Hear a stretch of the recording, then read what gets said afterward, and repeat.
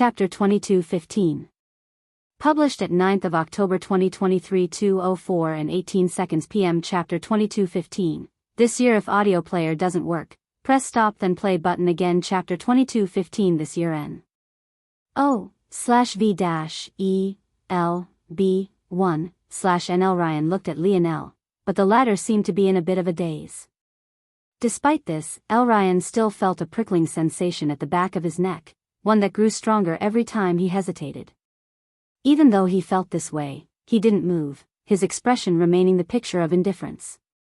It was hard to tell if this man had any emotion at all. Even after being humiliated like that by the entity, he didn't even so much as clench his fist, nor did he care to take it out on his descendant.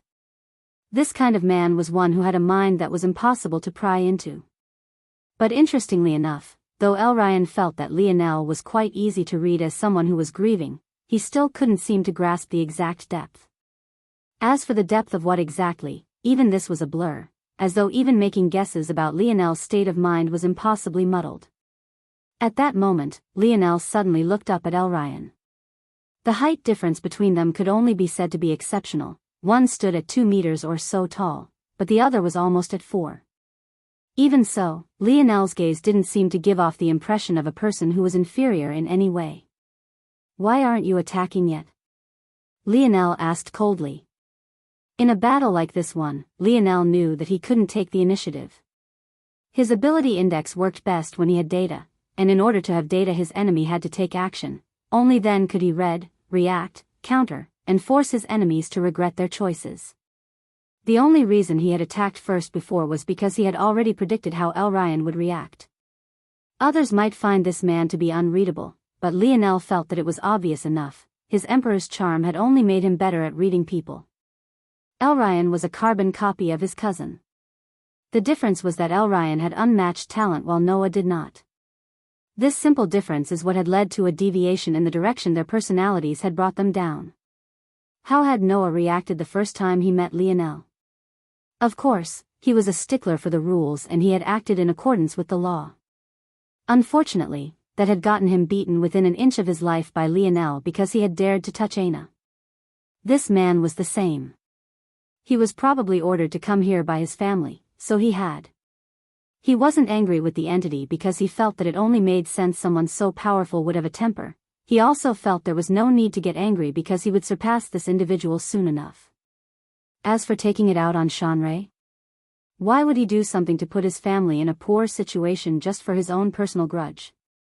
He was better than that, and most importantly, the likes of Xianxia weren't worth his effort. He was arrogant, but only rightfully so, and he was the furthest thing from a hypocrite. Although Lionel asked him why he wasn't attacking, he already knew the answer. Attack Lionel? Why?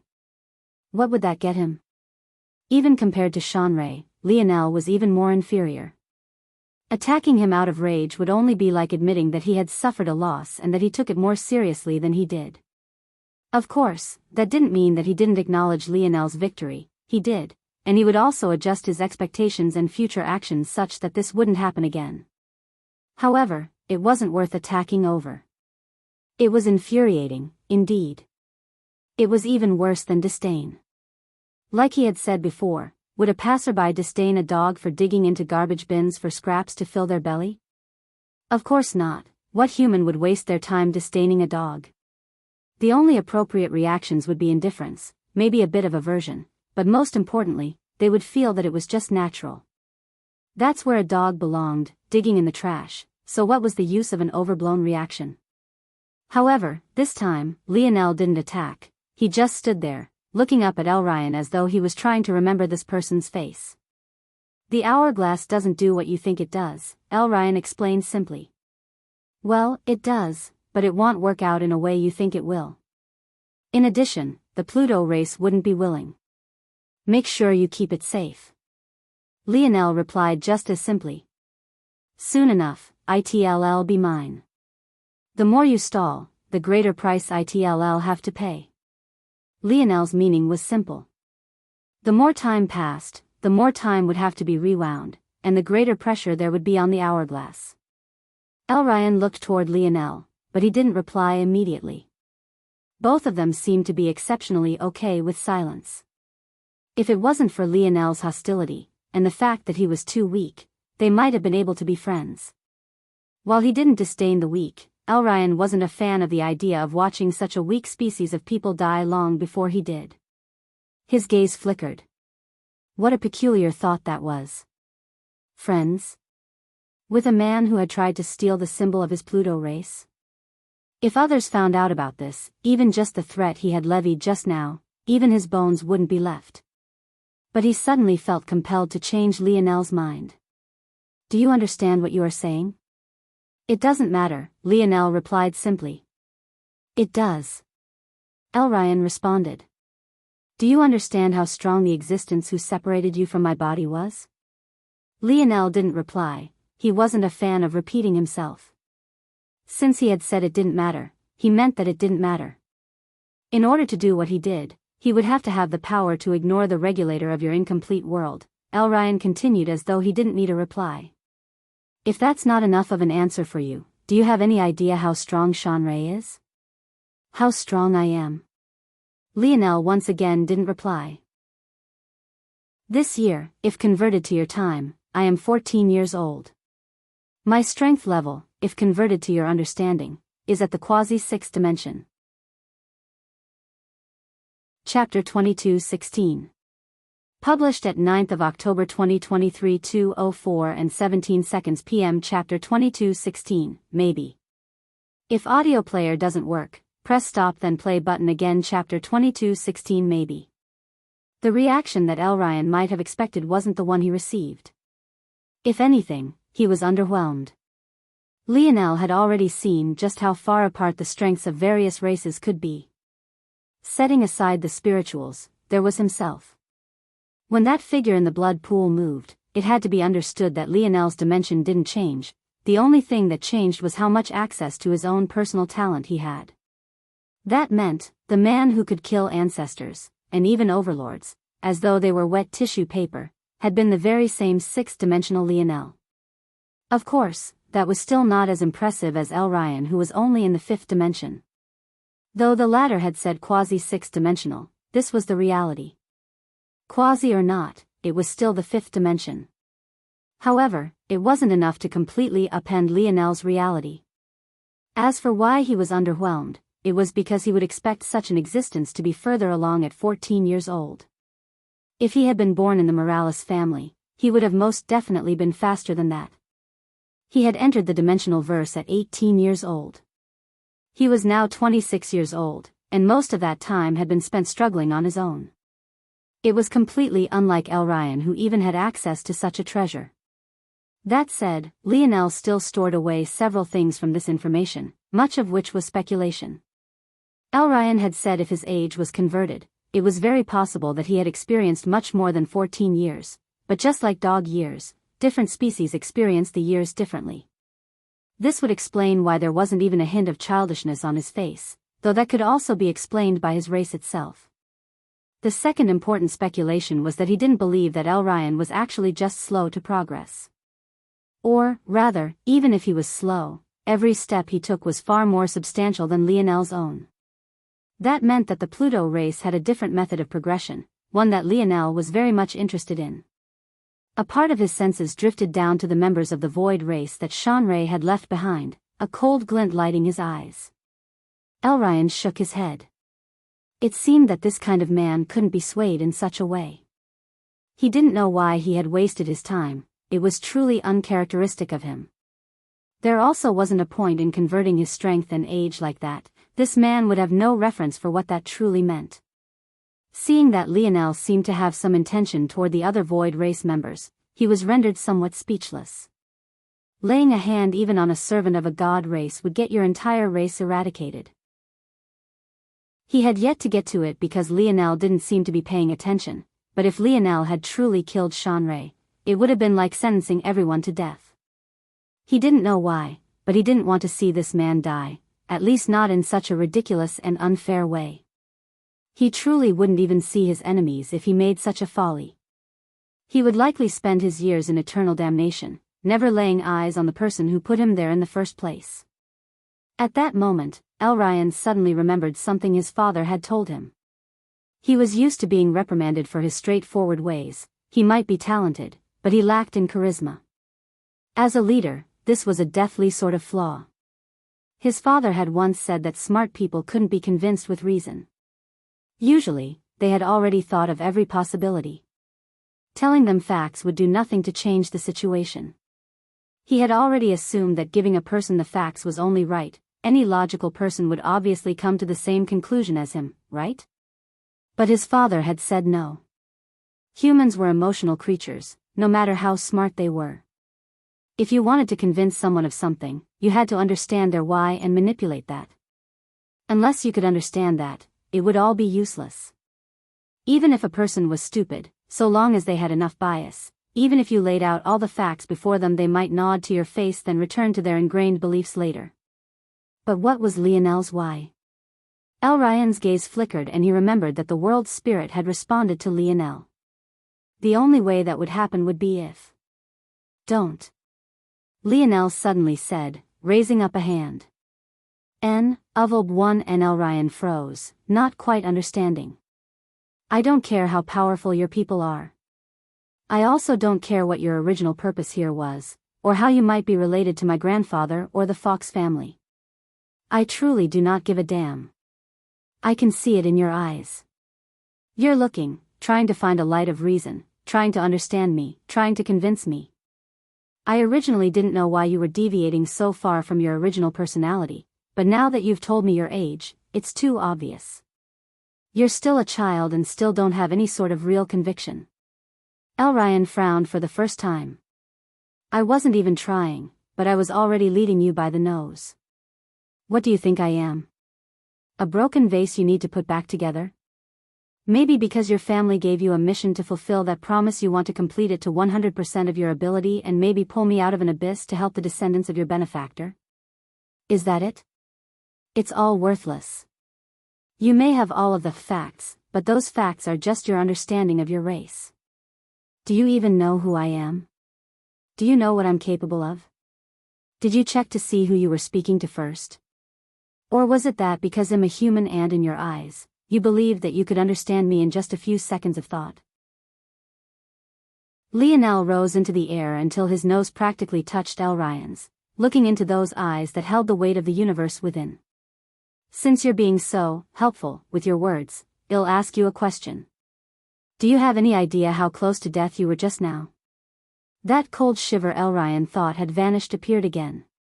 You might not believe me, but I'll lay it out for you. You see that beast corpse over there? Ryan subconsciously looked toward the void beast corpse ship. I have a beast companion that's been by my side for almost a decade. He's an adorable little mink, his fur is quite soft, and his soul would be very useful to me.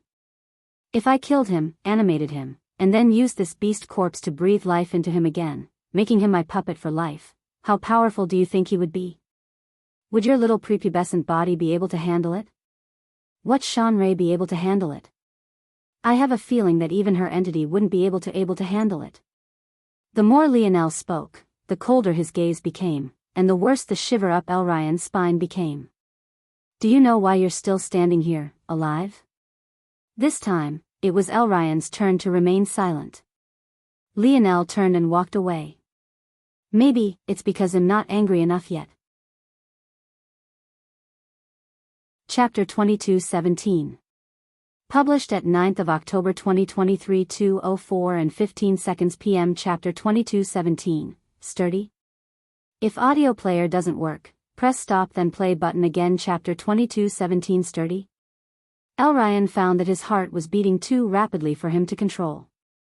Lionel had already gone off far into the distance by the time he regained his bearings. He didn't seem to snap out of it until he realized that Lionel was actually going down below to the location of the partially built pyramids. Ryan took another deep breath, trying to settle himself. He looked toward the corpse of the void beast. Controlling that? Wasn't that too ridiculous? Who was he trying to fool?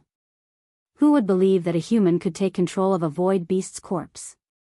He had some understanding of the Fox family's ability. Of course, he knew that Lionel wasn't talking about taking control of the corpse. He was speaking of using Arise on little Blackstar and then using Assimilate and Breathe on him. That way, Blackstar would gain the strength of the dead void beast. If such a thing succeeded, Blackstar would indeed become an existence the likes of which even the entity feared, and he would indeed become a puppet of Lionel. But how could such a thing be possible? Killing little Blackstar and animating his soul was easy enough. Lionel could easily use Arise on the ancestors of the dimensional verse, so Blackstar was well within his abilities. However, while Assimilate and Breathe worked better the material was, the energy couldn't come from nowhere. It would obviously need Lionel to provide the catalyst for the fusion. If it was too far beyond Lionel's abilities, how could he possibly succeed? Elryan was smart enough to think of all of this. If the Fox family didn't have such limitation, it would be they who were the gods and not the other way around. In Elryan's opinion, the so-called ninth-dimensional lineage factor was barely passable. Of course, that didn't assume that there were 10th-dimensional lineage factors and above, rather it was that the title of ninth-dimensional was just a world, and the ones that Lionel knew of were just the outskirts of this world. In fact, Elryan didn't call lineage factors by such titles. He divided them into complete and incomplete. Only when you were ninth-dimensional could you barely be considered complete. Elryan knew all of this. So why was it that he still felt that Lionel wasn't lying to him just to save face? Was it truly because he was too young and easily led by the nose? Or was it because there were other matters that Lionel couldn't be bothered to explain?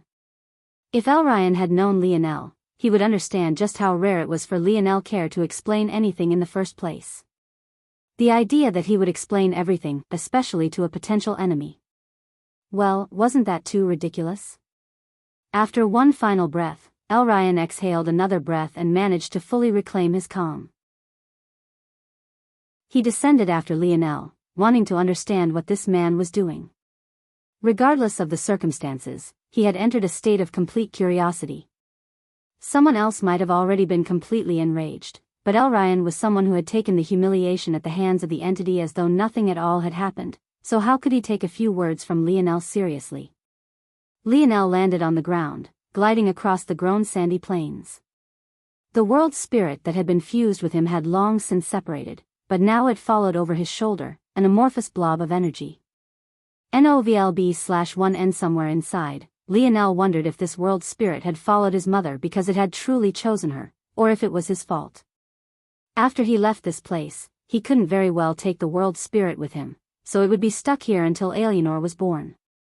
Who knew, maybe it attached itself to her because it had finally sensed an aura similar enough to Lionel's. Though he thought this, Lionel didn't accept it right away. For one, world spirits weren't foolish creatures, they had enough intelligence of their own though it didn't manifest in the same ways. Secondly, he felt that this current world spirit was very different from the one he knew, it was too strong. Lionel had noted this the moment it appeared, but since he was in the midst of battle, he couldn't exactly explore this idea. But now, he felt that he had quite a bit of time on his hands.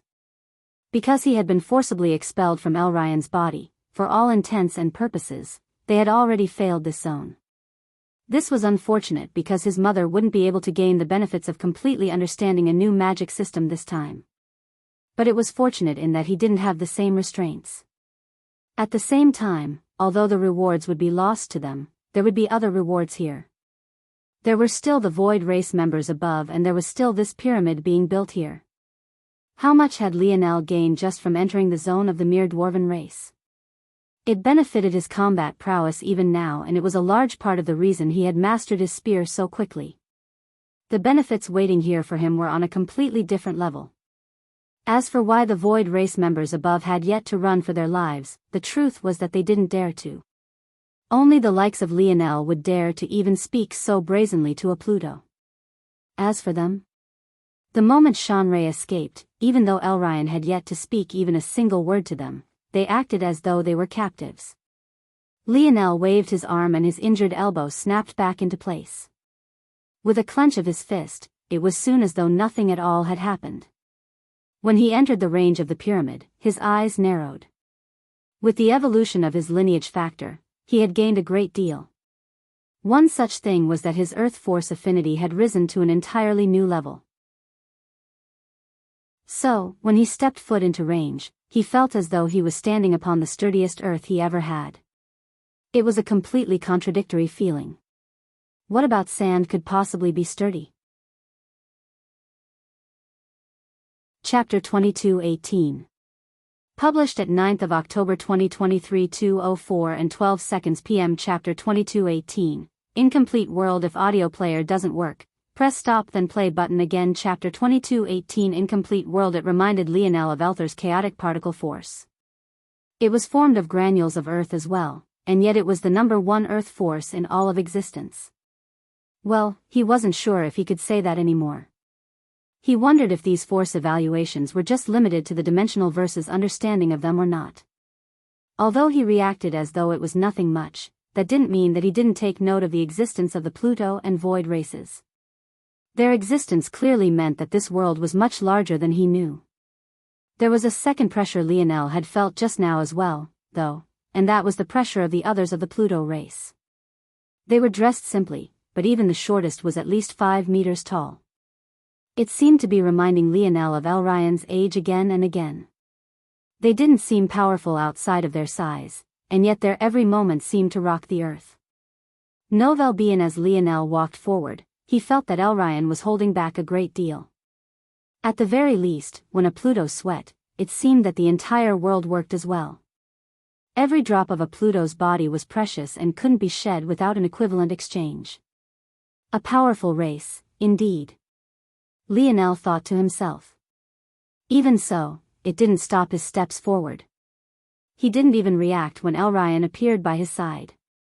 He really didn't understand this boy. But, he had learned that different cultures of humans could react to things differently. The Morales were a prime example. They were almost all fiery and battle-hungry, but that wasn't entirely because of their blood, it was also because of their culture. It was clear that the Pluto race had its own unique culture. They felt that they were so above everything that they weren't quick to any emotion at all. Even though Lionel had appeared, they had ignored him. Only when Elryan appeared did they look over, but even after this, they looked away. It isn't appropriate to call them servants, they don't seem to be despite their style of dress. They're artisans, and those are most definitely not limestone like the history textbooks say. As for what they're resonating with, it seems to be quartz. Quartz, back in this era, or rather a few hundred years later, would be quite widely used. It was one of the most abundant substances on Earth, and it was useful in a wide range of applications from glassware to powering watches. It was completely unremarkable, at least at the time.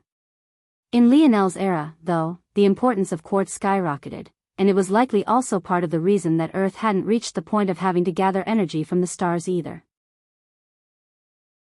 On Earth, by the time Lionel was born, they were able to build surface cities around quartz deposits, using the existence of these quartz deposits to power the cities entirely without the need for fossil fuels or other types of renewable energy. The best part was that this energy seemed endless and inexhaustible because it relied on the natural chemical bonds of quartz, bonds that were incredibly difficult to break as it was the fourth strongest material on Earth at the time. Quartz was quite fascinating, at least to a third-dimensional Lionel. The current Lionel had already long since stopped caring about this level of material, and had already come across a countless number that had similar and even stronger effects. Compared to third-dimensional electrochemical effects of the like, just how far beyond was a trickle of force from a fourth-dimensional ore? It could completely crush the former. But then why? Why were the artisans of this mighty race relying so heavily on this material? Lionel could tell after a few moments what was happening. They were using the pyramids as a foundation to resonate with the quartz of Earth. This would thus execute some unknown action still elusive to him, but wasn't there a better way? The obvious answer to this question seemed to be that they were on Earth, so they were just using what was available on Earth, but something was telling Lionel that things weren't as simple as they seemed. He was missing something. He would have to get closer. Just as he was going to, Elryan suddenly spoke. This pyramid is one of the symbols of our Pluto race. It's being used to harness the energy of your planet. It will ultimately downgrade its level, an unfortunate price to pay. Lionel's gaze narrowed, and he looked up and toward Elryan. In the past, a member of the Fox family did a member of our Pluto race a favor. It has been many generations since then, but the favor was cashed in upon the destruction of the Fox family. This place is what you call an incomplete world. You see how all the planets and stars are scattered? This is what happens when a world fails in its birth. What you call stars are not technically real stars, they're kernels of a universe's energy. You would normally not be able to see them as they would all be fused into the land. The fact you can see them so clearly is evidence of this world being incomplete. A complete world has one land, one star, one being. An incomplete world does not, and phenomena like subdimensional zones appear as a result. Though. Elryan trailed off as though not wanting to explain the rest of this matter fully. Lionel's brows furrowed. Why was this man explaining this to him? He suddenly found himself getting annoyed. He knew that his temper wasn't the best in recent days, but this was ridiculous even for him. It was then that he calmed down. He understood that maybe the rest of the Pluto race was quite calm, but Elryan was still a child. How could he be as unbothered as he seemed? It seemed he had begun to understand more about Lionel. A person that Lionel had just reprimanded explaining things to him that he didn't understand? Was there even a better way to annoy him? Usually, incomplete worlds are disseminated to the gods as they're still valuable commodities. But this time, my Pluto race commandeered them to return this favor and help in something they called the Dream Project. The parameters of this Dream Project, though, are quite strict. The last remnants of the Fox family need safe passage, and the only way to allow that is to weaken this world. But should everything go well, this world may rise again. Lionel's gaze turned frighteningly cold. What did he just say? Author's note: sorry everyone, I've been feeling like shit all day and tried to ride it out, which is part of the reason GAB chapters were so late today, though many of you DD readers probably didn't notice that. I'll spare you the more gory details as this is a family-friendly server. Only managed to write 2 today. The good news is that I almost just wrote 1, yay? Tears. Chapter 22:19. Published at 9th of October 2023 2:04 and 10 seconds p.m. Chapter 22:19. 1 or 2 if audio player doesn't work. Press stop then play button again. Chapter 22:19. 1 or 2, The Dream Project. This was only the second time he was hearing about it, but there was something that he had already deduced about it, and that was that the so-called simulation and this dream project should be one and the same. But, even beyond that, the man who had tried to strike down his father, the very man who was felled by just a single strike, a man who called himself king, should be one of the masterminds behind this dream project. Just the name alone, and the fact the Demoness had such strong dream force affinity, made Lionel feel as though it was almost a near certainty that the Three-Finger Cult was intertwined and related to all of this. How else could an organization of a so-called incomplete world like this one possibly open up a path to a complete world? The deductions seemed to logically follow from one another, flowing freely and easily. The simulation was created to help the complete world with some troubles it was having. His father became an uncontrollable variable that the complete world felt that it had to get rid of, and maybe his grandfather had fallen into that category as well, leading to the both of them being killed. Ultimately, the purpose of this dream project would become clear and obvious in the end, but if Lionel had to guess, it was likely related to demons and their invasion. N/Uvalb 1 and the so-called complete world, or the land that he had called the Cataclysm Zone up until this point, had a very clear and obvious demon problem. Their complete world was actually divided into segments as though it was in the middle of fusing with another complete world, a demon world at that. This was why their cities and the demons seemed to overlap so considerably. Of course, this was all speculation on Lionel's part, using bits and clues that he had learned of this while stuck in the Cataclysm Zone, or rather the complete world. But he had no idea just how close to the truth he was, nor did he know that the final seal blocking the demon world had been undone upon his return to the dimensional verse, causing the paused fusion to continue once more. What made this matter set with him even more obviously was how cheap the Dream Force type items were in the exchange. It seemed that someone with great Dream Force affinity was trying to make certain that they could help out as much as they could, and that was why Lionel was able to trade for so many Dream Force items that had helped him considerably until this point, items like the Dream Star Gathering Beast Formation, or the Focus Crystals, or the perfection stone. The purpose of this incomplete world, or rather these series of incomplete worlds, was obviously an extension of that.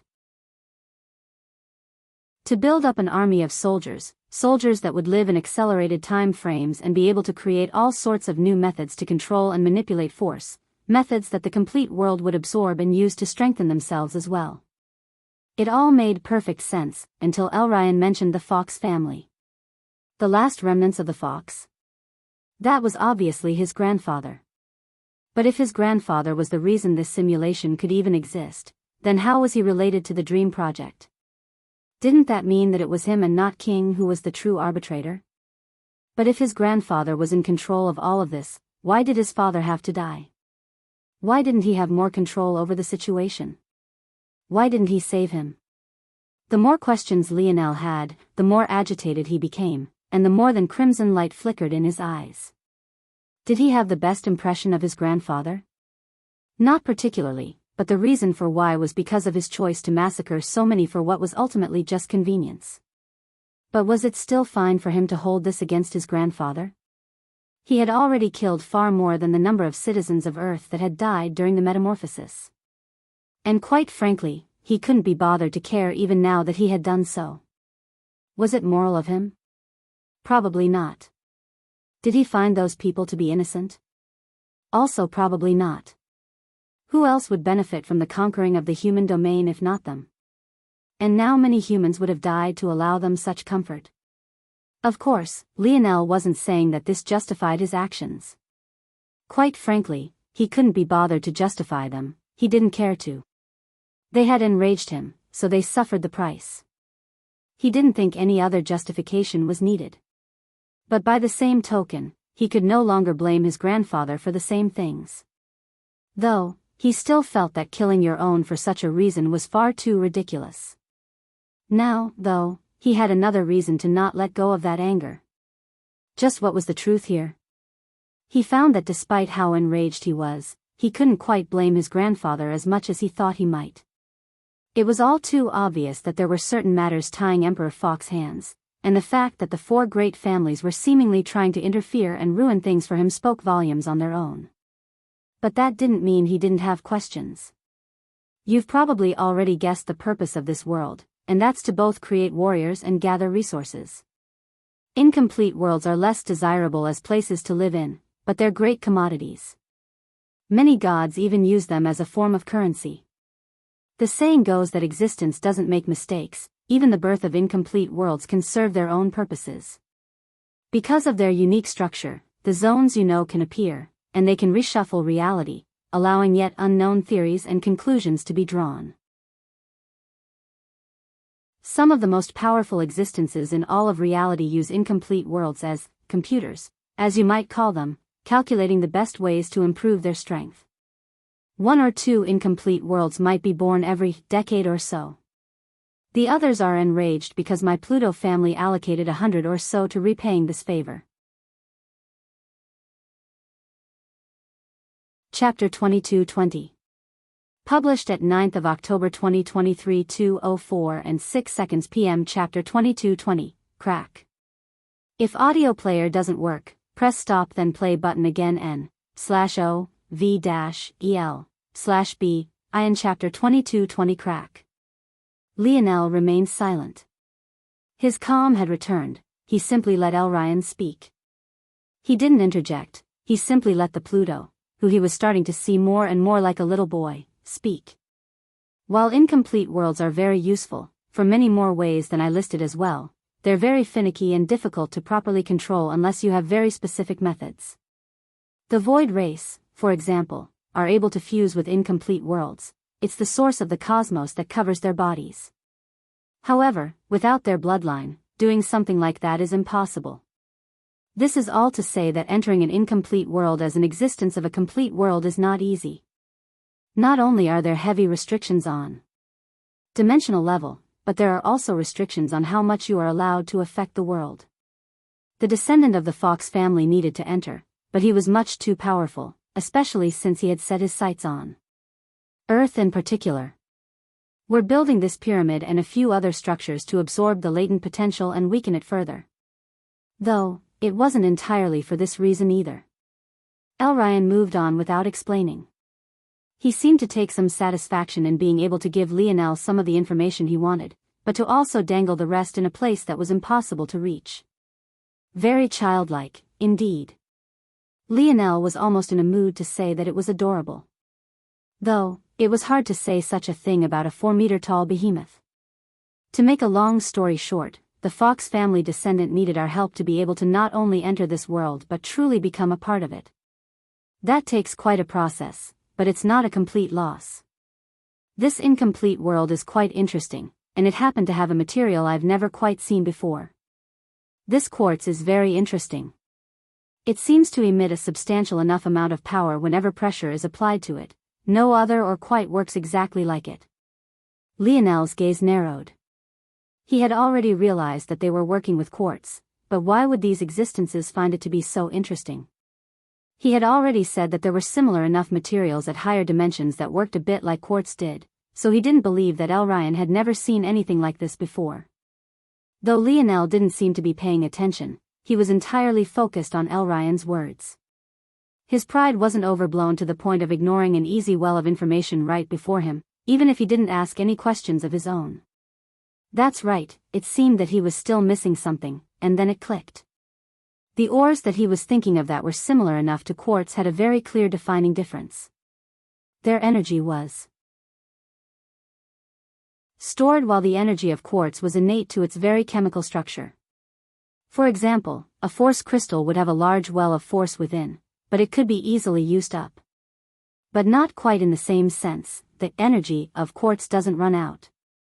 The energy of quartz is an innate property of its chemical structure. Although it can be taken too far, it couldn't be depleted in the same sense. Lionel had never really made the distinction. To him, wasn't the energy within a force crystal part of its chemical structure? This was a difference he had never thought about. His eyes flashed with a blinding light. Of course not, what a stupid mistake. A force crystal was just a vessel capable of holding force. He had assumed that because they could be purified into pure force crystals, that they were all of one entity, one existence, but this wasn't correct. If he changed the way he viewed this, then Lionel entered a hint of a daze. Were the chemical structures of materials and the force they produced separate? His finger twitched, and he almost subconsciously called out Little Tolly, but then he realized that because he had taken the little metal spirit in as the fourth entry, it had probably fused with the body of an unknown existence by now. Even so, that didn't stop Lionel's thoughts from running faster and faster. Foundation-type ores, vein-type ores, domain-type ores, if what distinguished them wasn't their force, but rather how their chemical structures interacted with force, this would be a huge matter. It would fundamentally change how he approached the life grade and the things that he could create. He wouldn't be limited by force any longer, or more accurately, not to the same extent. The wind whipped around Lionel, and he suddenly felt that his divine armors weren't nearly ambitious enough once again. His enlightened self had no way of knowing how long it would take him to figure this out, so he had made them to the limit of Lionel's understanding, but this changed everything. His mind flashed to the gears that made up his father's dictionary. The way they moved in relation to one another, like a single thought and existence capable of reacting to every order of variable that it should ever meet. The more he thought about it, the more he felt that it resembled the complex lattice structure of a chemical bond, building atop of one another. Then he thought back to the token that had allowed him to enter the dimensional cleanse trial zone. Back then, he had to rearrange what almost amounted to the chemical structure of the token, piecing it together and sliding them into their proper position, all so that he could open the portal. Wasn't it just like this too? In that case. Lionel stretched out a hand, and the earth rumbled. Deep underground, a vibrant piece of quartz broke off and tore through the layers of the ground before snapping into his palm. His eyes glowed a fiery violet and then crack. Lionel vanished, his eyes glazing over. When he appeared again, his heart skipped a beat. This starry road, that blazing blue star in the distance. He had entered the dimensional cleanse trial zone once more. Chapter 22-21. Published at 9th of October 2023 2:04 and 2 seconds p.m. Chapter 22-21. Who? If audio player doesn't work, press stop then play button again. Chapter 22-21. Who? Lionel's hands squeezed down, and the quartz in his fingers shattered. The only thing he had done was dig into his memories and replicate the chemical structure of the token of entry, and he had actually been let in just like that. It seemed that he was correct. His crafting ability had taken another enormous leap forward. He had already felt that he was no worse than the life-grade ancestors of this incomplete world, but now he felt that he had definitely surpassed them firmly. In fact, they probably couldn't be said to even be in the same class any longer. And yet, he felt that he had only just entered the threshold of his father's level. In fact, saying so might be overestimating himself far too much. Lionel closed his eyes and subconsciously took out the dictionary. He hadn't been able to bring himself to even look at it in recent days, but for some reason it now gave him a great deal of comfort. Whereas in the past it was like a reminder that his father was out there somewhere and couldn't be by his side, now that he understood more of how it worked, he felt far more at ease with it in his palm. When he opened his eyes again, they were sharp, and the dictionary had vanished. "Since you're here, why don't you say anything?" A laughter rang out, but Lionel couldn't help but frown. This laughter sounded too familiar. Others might find it charismatic, but he knew a fake laughter when he heard it.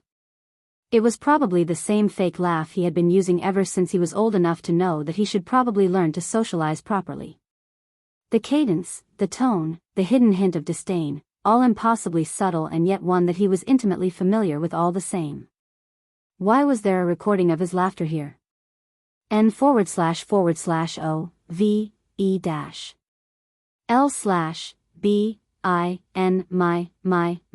I really am an arrogant prick. Lionel's gaze flickered. It was richer, a bit deeper, a bit more wizened, but he was certain as well. That was definitely his voice. He would easily remember the voice of a person he had met just a single time, let alone his very own voice. It was impossible that he wouldn't recognize it. "I don't seem to like to follow rules either, it seems. You know, you're supposed to wait until all of the roads can be filled before you enter this trial world. Wouldn't it be too unfair if you can just walk through unchallenged now?" Lionel still didn't respond. For some reason, he found his own voice incredibly annoying. He had already concluded that this person was trying to mess with him. It would probably be trivial for an existence that could create dimensional cleanse to change their voice. "When I'm speaking, you listen." The voice became a biting cold, and a piercing pain threatened to run right through Lionel's chest. He coughed up a mouthful of blood, falling to a knee, his eyes bulging. "Man," the voice became light and cheery again, "is this considered masochism? Well, I've done far worse to my body in these years, this is probably the least of them, it probably wouldn't even deserve to be ranked last." Lionel clenched his chest, the pain only slowly fading. It felt as though it had been done on purpose. "This is the only real way I can communicate with my younger self. Jokes aside, I already expected myself to figure out how to enter this place alone. If I can't do it, then probably no one but my old man could. You probably won't believe it, we're stubborn like that, and ironically quite foolish, especially now. You'll probably do many stupid things between now and the moment you snap out of it. Going through a teenage angst at 26 is a bit embarrassing, don't you think? The only stain on my record, honestly. Unfortunately, everyone else is too weak. Maybe if I suffered a loss or two, it would have happened sooner, but I can't blame the world for being too incompetent." Lionel was frowning. This arrogant prick was far too annoying. He remembered the first time he had learned about dimensional cleanse, the introduction practically made him roll his eyes. In fact, he had called this bastard narcissistic back then, those were his exact words. It seemed that he was even worse in person. "I haven't appeared to give you a boon or anything, in my opinion it would be better if you fall flat on your face soon, maybe even die a few times. I'm really only here to tell you two things. First, because of your stubbornness, Tolliver entered this world and is currently fused with the last barrier of this trial world. I originally built this in to stop most others aside from myself from reaching the final leg, but in usual fashion you've gone and screwed it up for yourself. Since you're smart, you figure out a way to separate them unless you want to kill your own metal spirit. Or don't, I don't really care. I'm sure your father would be proud. Lionel's gaze went red. One of the very first lessons he had learned from his father's dictionary was that metal spirits were partners, not tools.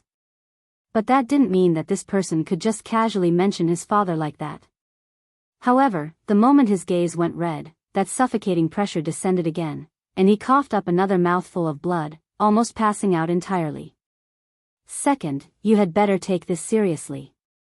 Despite what I've said, you think about why I would still make this world to help a far lesser version of myself out. After this, the voice completely vanished along with the pressure. His meaning was quite obvious. This was a world filled with vital star force. Though Lionel used it offensively, it was also the reason for his exceptional stamina, aside from his lineage factor, of course. What else could this world be used for if not helping increase Lionel's chances of saving someone? If his future self had already admitted that saving his father was impossible, then who was he intending to save with all of this effort? Chapter 2222. Published at 10th of October 2023, 1:26 and 18 seconds p.m. Chapter 2222. If audio player doesn't work, press stop then play button again. Chapter 2222. Control. Even after the voice had long since vanished, the pain in Lionel's chest dulled just as slowly as before. It felt that he was still somewhere in the background, hiding and slowly turning down his pain as though there was some sort of hidden dial that he could tweak up or down. It was extremely frustrating, but there was something about being on your knees and being entirely unable to fight back that left one without the same room to grow angry. It was almost as though he had been forced into submission. One part of his body was billowing with rage, and the other part, the part that was still fueled with that pain that was dulling far too slowly, was bearing down like a wet blanket, suffocating his flame. Lionel was so infuriated that he roared, but as though it had sensed it, the pain heightened and what should have been a mighty roar capable of causing a mountain to collapse and a planet to quake came out instead like a muffled whimper. This time, the redness in Lionel's eyes came out far different than the past. Tears threatened to spill over, the frustration blowing over to the point he felt like throwing a fit as though he was nothing more than a child. The only thing that stopped them from falling was his pride. That sort of sickening voice in the back of his head that told him that that man might still be watching, and even if he wasn't, he was Lionel Morales. He didn't know where such thoughts came from. He didn't think himself to have such strong emotions about crying in the past. He never really thought about it, the same way he hadn't really thought about what it meant to kneel. He had definitely cried in the past, but it wasn't something that lingered on his mind, making him feel as though he was less of a man. But now it did feel that way, though maybe not for the reasons it seemed to be. Rather, it felt like he would be acknowledging something. Those tears that had fallen when he knew his father had died had dried up as quickly as they had formed. They didn't get the chance to sit and stew, to stir his soul and vent out all the frustration that wanted to rush out from his heart like a swimming tide. The whimpers that came out in place of his roar were like a rope pulling taut, stringing his throat into a tight tube that caused his neck to spasm. His heaving breaths couldn't seem to bring enough air, and his muscles seemed to have forgotten how to move. A stinging sensation in his eyes grew fiercer and fiercer until they spilled over. The weakness overcame him, his body collapsing onto the starry roads. Nothing about them seemed to be beautiful any longer. When he had first entered this world, it had felt to him that he had been entering a fairy tale, but now it felt like any normal road. And how would one feel when their face had been pressed into the ground? Maybe if it was by a boot, one would feel rage or fury, but what if it was by one's own weakness? Somewhere inside, Lionel knew that that man had definitely vanished. He knew that such a man couldn't be bothered to stay in a single place for even one moment longer than he had to. He wouldn't feel the need to pull such petty tricks either, especially with how arrogant he was. But that only made it worse. He wasn't being pressed down by anything. He even knew that that pain in his chest wasn't even the doing of that man any longer. That was just a darkness sitting in the pit of his chest, overwhelming and latching out like the venomous sting of a cobra. It wasn't a physical pain, but that only made it worse. Lionel's lip trembled, his fingers digging into the road that removed to move for him. His nails fissured and cracked, a dripping, dense blood that almost shaded black coming out. He clawed with everything he had, almost as though he could pull it back, to bundle it back up, to stuff it on the inside like he was always able to. He was Lionel Morales. His emotions had always been F.A. Section A, right? He had always been able to compartmentalize with great ease, right? He could easily flip his emotions off with a flip of a switch, right? So why was that ache getting worse? Why was it overflowing? Why was it getting stronger? Lionel tried to roar again. It was his final attempt, the last bit of strength he had left to push it away, to wrench his control back, but it once again didn't come out properly. It wasn't a roar, it was a wail. It echoed into the emptiness, reverberating into the illuminated darkness like a broken record. Lionel's stomach lurched, his body curling into a heaving motion as though he was trying to get something disgusting out of his mouth. He retched, but his stomach had nothing to give. He couldn't remember the last time he had eaten anything. He didn't need to eat. He was a machine. His force was enough, it could sustain him. He retched again, saliva and a croak coming from his mouth. The feeling of disgust welled up even stronger than before, but this seemed to be the straw that broke the camel's back. The tears poured out like a flood, blood vessels in his eyes popping in a vain attempt to stop them. And soon after, the wails echoed once again. He gripped his chest, his bloodied fingers sinking into his skin. His forehead scraped along the ground, his own broken voice reverberating back to him to the point even his ears began to bleed. But in a way, the pain was a relief. A relief from the grief that washed over him, his tears falling in an endless stream. There was no one to hear it, no one to witness it. He simply curled up in his own self-pity, his body too broken to control itself any longer. Chapter 22-23. Published at 10th of October 2023 1:26 and 18 seconds p.m. Chapter 22-23. If audio player doesn't work, press stop then play button again. Chapter 22-23. Don't talk. Big Lionel lay on the starry road. He was a person very much used to being on top of everything. For the past several years, his mind had worked on such a high level that he could even tell how much time had passed without even being consciously aware of it. It was like there was a ticking clock in the back of his mind, constantly rolling forward with the seconds. After he had woken up from his coma just this past month, he had been aware of exactly how much time had passed without even having to double-check with anyone. But this time, he had no idea. He didn't know whether it had been a few days or weeks. For all he knew, it could have just been a few seconds. It was as though everything around him had shut down, and when he came to, he had his dad's dictionary in one hand and his glasses in the other. He wondered if he would have even been able to come to himself if not for these two things. Even so, he didn't quite feel like he had the energy to stand.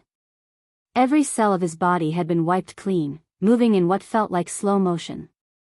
His high vitality had no ability whatsoever to help him recover, or at the very least, not anytime soon. It was a feeling that he would have called suffocating, if not for the fact he couldn't quite remember if he had breathed, or if he even needed to breathe. He lay on his back, looking up at the endless depths. He wondered, it seemed that this trial world was actually an incomplete world of its own. But it was completely devoid of life, well, outside of those that would come here from time to time. It was quite fascinating. He wondered how the creator of Dimensional Cleanse had managed to make it so easy to cross from one world to another without an extraordinary power source. Although he could copy the method and rearrange the chemical structure as he saw fit, copying and understanding were two completely different things.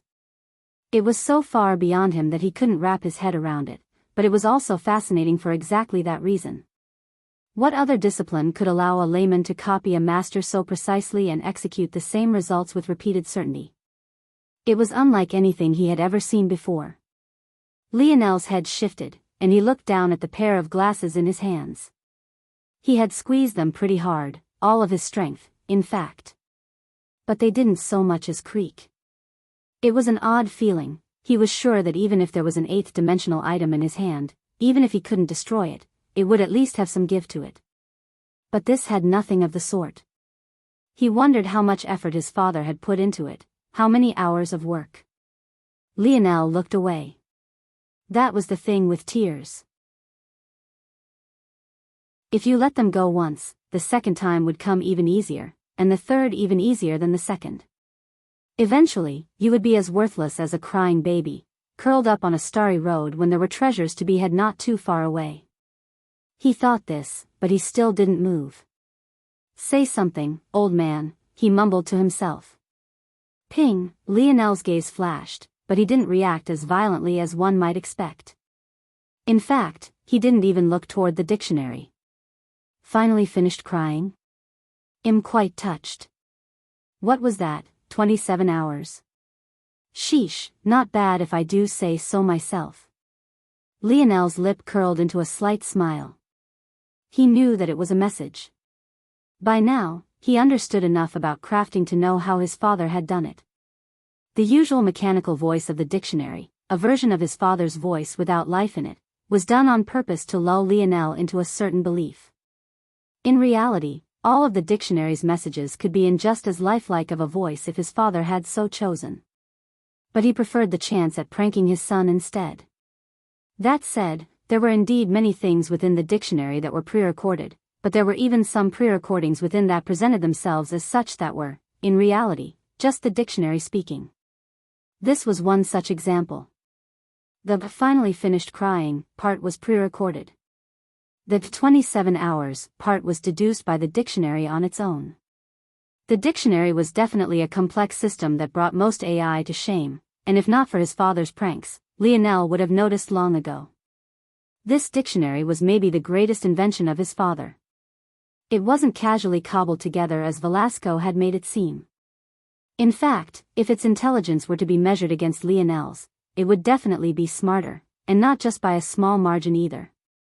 If there was one item in the dimensional verse that was the equivalent to the hourglass of the Pluto race, it was definitely this small silver disc in his hands.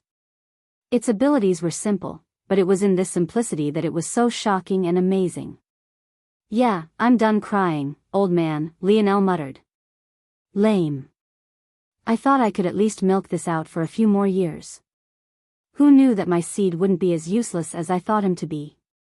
Lionel remained silent, still not answering. If you're hearing this message, I'm dead. Shut up, Lionel almost rolled his eyes. You couldn't come up with anything less cliché? All that brain power, wasted. You should have used it to at least leave me behind a few starships. Bah, starships, what useless things. Even you managed to single-handedly down one, what good would they be to me? Don't talk big when you're dead. The dictionary fell into silence. Some things have to be done. How far you go now will be up to you. Now stop moping, there's only one thing I programmed this thing to tell you because I knew you would be too stupid to ask. Whatever you do, do not trust the demoness. She only wants one thing, and that's to see the world in chaos. Why would I trust her in the first place, stupid old man? You now have daddy issues, who knows? It might be easier for another member of your family to slip through the cracks. She's your grandmother, after all.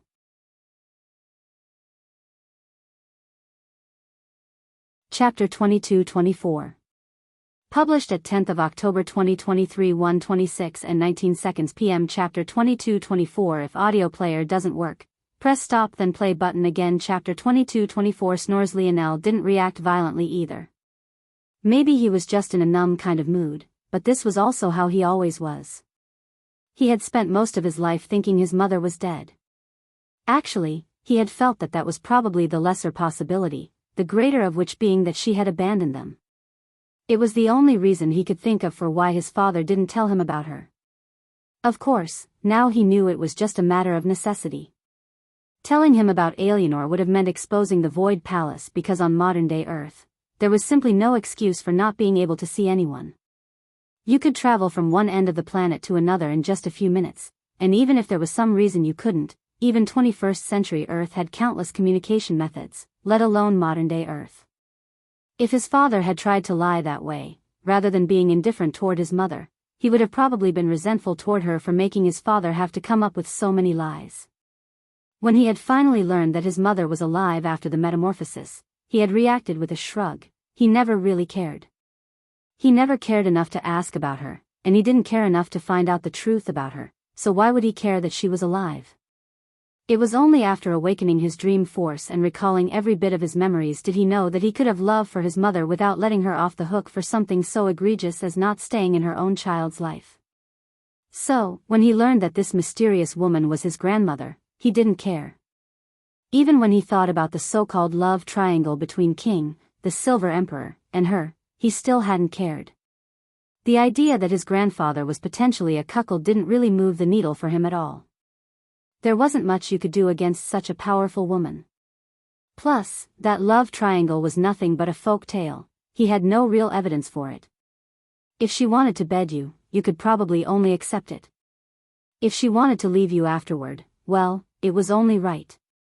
You should thank your lucky stars at that point. At best, Lionel's thoughts just drifted to the fact that the lineage factors of the Morales and the Silver Empire were so similar. It seemed that the connection all along was this woman. But beyond that sort of understanding, he was still indifferent. However, Velasco obviously knew his son well, so he wasn't waiting for Lionel to ask questions. As he had said, this was the very reason he had left behind such a message, so he wouldn't let Lionel's tendencies stop him from speaking. He rarely explained anything, so the fact he was going out of his way to do this meant that it was important. I don't understand much about the relationship between your grandfather and grandmother, but what I know is that she was never of this world. This place was nothing more than a playground for her because something had caught her attention. I'm not sure what that something was, but I have my deductions. It's likely related to the simulations. Velasco spoke this as a matter of fact that everyone should know. It was either he was trying to get a rise out of Lionel, or he simply felt that if Lionel hadn't figured it out by now, he would be too foolish to be his son. Or, rather, his seed. That dumbass who calls himself king, who can't even withstand a single spear of mine, most definitely isn't strong enough to create these worlds as they are. Only a race of being far above could allow this to happen. Turning worlds into a playground of breeding just to form a large group of powerful soldiers in a short amount of time is beyond what the Three-Finger Cult and their backers are capable of. I believe that this is what caught the attention of your grandmother. If you hate her so much, why are you still calling her that? Lionel muttered to himself. Even now, he was still acting as though he was alone. It was easier that way. What would he look like allowing an AI to become his new father? I call her that out of respect for my father and nothing else, Velasco suddenly said coldly before continuing as though nothing had happened.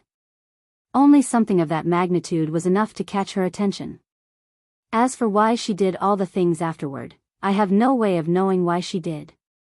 But I know that she has an eye on you. That's something you're going to have to deal with on your own. If you hated her so much, you should have tried to kill her on your own. She never had a direct hand in your grandfather's death. That was entirely the work of King, and precisely why he is now dead. As for her, she's a puppet master that prefers to be hands-off. Her plans are probably only known and understood by her. Silence fell. All right, I'm off. What you do with this information is up to you. Also, stop being such a crybaby, you're a grown man. Stop chasing the impossible. Focus on what you can do with absolute certainty. Only fools overestimate themselves. Then there's me, who finds it impossible to overestimate myself, haha. The voice faded, and Lionel fell into his own silence once again. Lionel continued to stare into the vast emptiness above him. Himself, and even the endless starry road, and even the enormous vital star in the far-off distance seemed to be entirely too small. Lionel closed his eyes, and his father's glasses and the dictionary disappeared from his hands. Then, he simply fell asleep. Soon, his light snores filled the trial world. Chapter 22-25. Published at 10th of October 2023 1:26 and 19 seconds p.m. Chapter 22-25. If audio player doesn't work, Press stop then play button again. Chapter 22-25. Click. Lionel woke up quite slowly and casually jumped to his feet. Without much thought, he turned toward the enormous star in the distance and began to walk toward it. The feeling was familiar. Even with the strengthening of his body, the limitations were all the same. He couldn't access his other abilities, and the only thing that seemed to respond to him was the very same vital star force that was around him.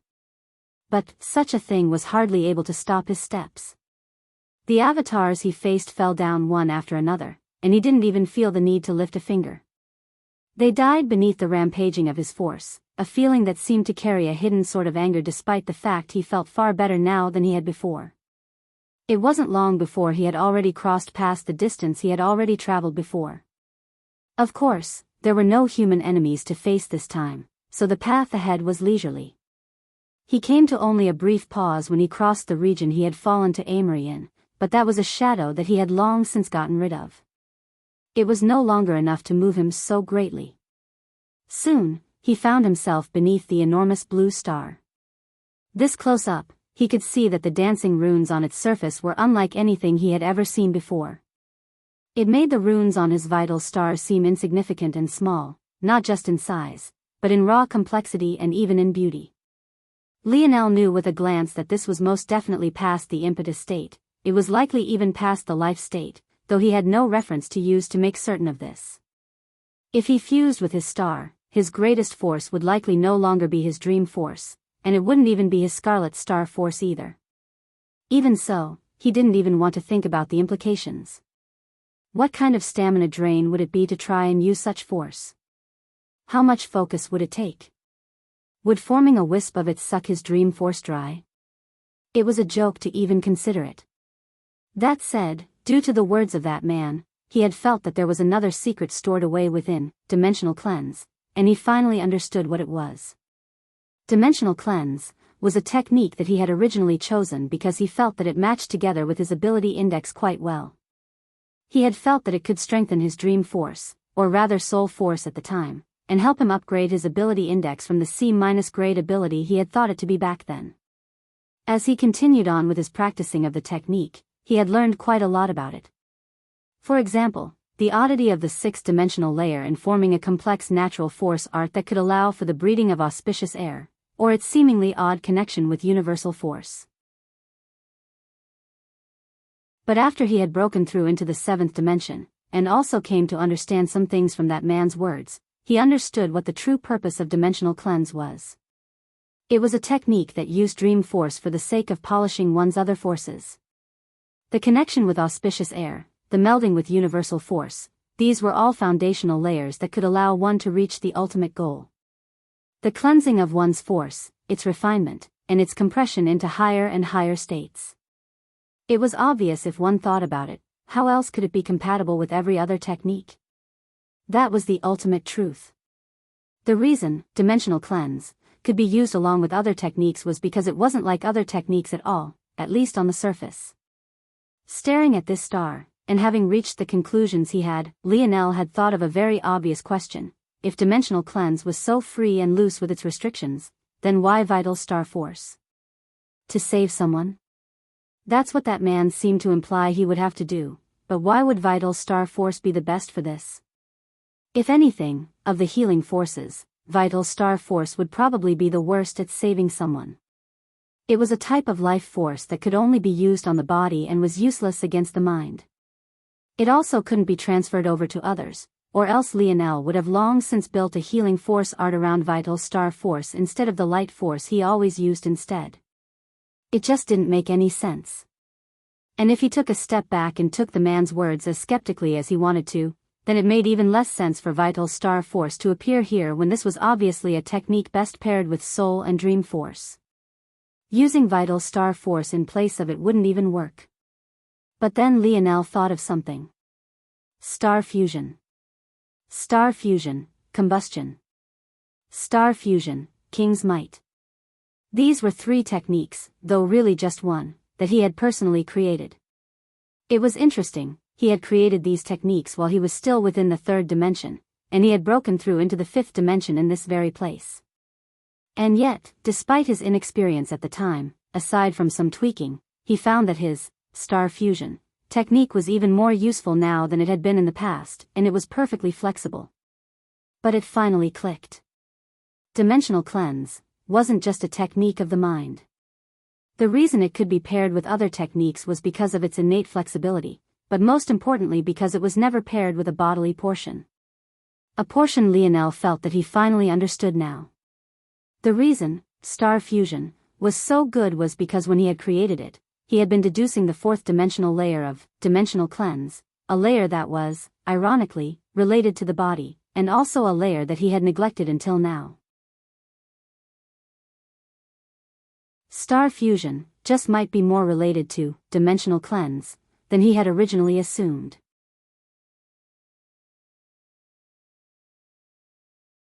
Chapter 22-26. Published at 10th of October 2023 1:26 and 19 seconds p.m. Chapter 22-26. If audio player doesn't work, press stop then play button again. That's right. Lionel suddenly thought back, trying to remember his exact state of mind back then. For some reason, it felt a bit foggy, something that he wasn't used to. It was as though two separate memories of the same thing were overlapping, but both just slightly different from each other. But then those two memories became three, then four, then eventually they weren't memories of anything, but rather probabilities and deductions. His mind went blank, and he felt a heavy overflow of fatigue and dizziness that didn't stop until he forcefully stopped himself from thinking about it anymore. What was that? Lionel frowned. He had never experienced something like that before. It was like he was trying to deduce his own memories, but that was ridiculous. No, it's like I was trying to think of other possibilities that might fit with that timeline, but that's... Lionel was taken aback. He understood. He was making an attempt to find a perfect string of events that could have occurred in that moment, leading him right back to where he was now. But the number of possibilities was truly infinite. No one in existence should have a mind that powerful, let alone his current self. Though he understood the what he couldn't understand was the why. And even if he had succeeded, what would have been the purpose? He had a dark thought, but he didn't even want to go down that road. It threatened to make him frustrated once more, and it almost brought him right back to that broken state. The words that Elryan had spoken echoed in his mind, and the supposed uselessness of the hourglass was put on full display. Wasn't it obvious? He could think of thousands, tens of thousands, billions, even, of possibilities that would lead him right back to this very same state, as though the present was a rubber band fixed at two ends. No matter how much the past changed, the beginning and the present would stay the exact same. Lionel clenched his fists. He had thought of many useless abilities of the ability index in the past, but this one was most definitely at the very top. He took a breath, steadying his beating heart and going back to his original thoughts. He made himself calm down and focus. Then, he finally completed the loop on his initial thoughts. It goes right back to the soul again. It seems that I don't need cleansing waters after all. From the very beginning, dimensional cleanse was capable of doing it for me.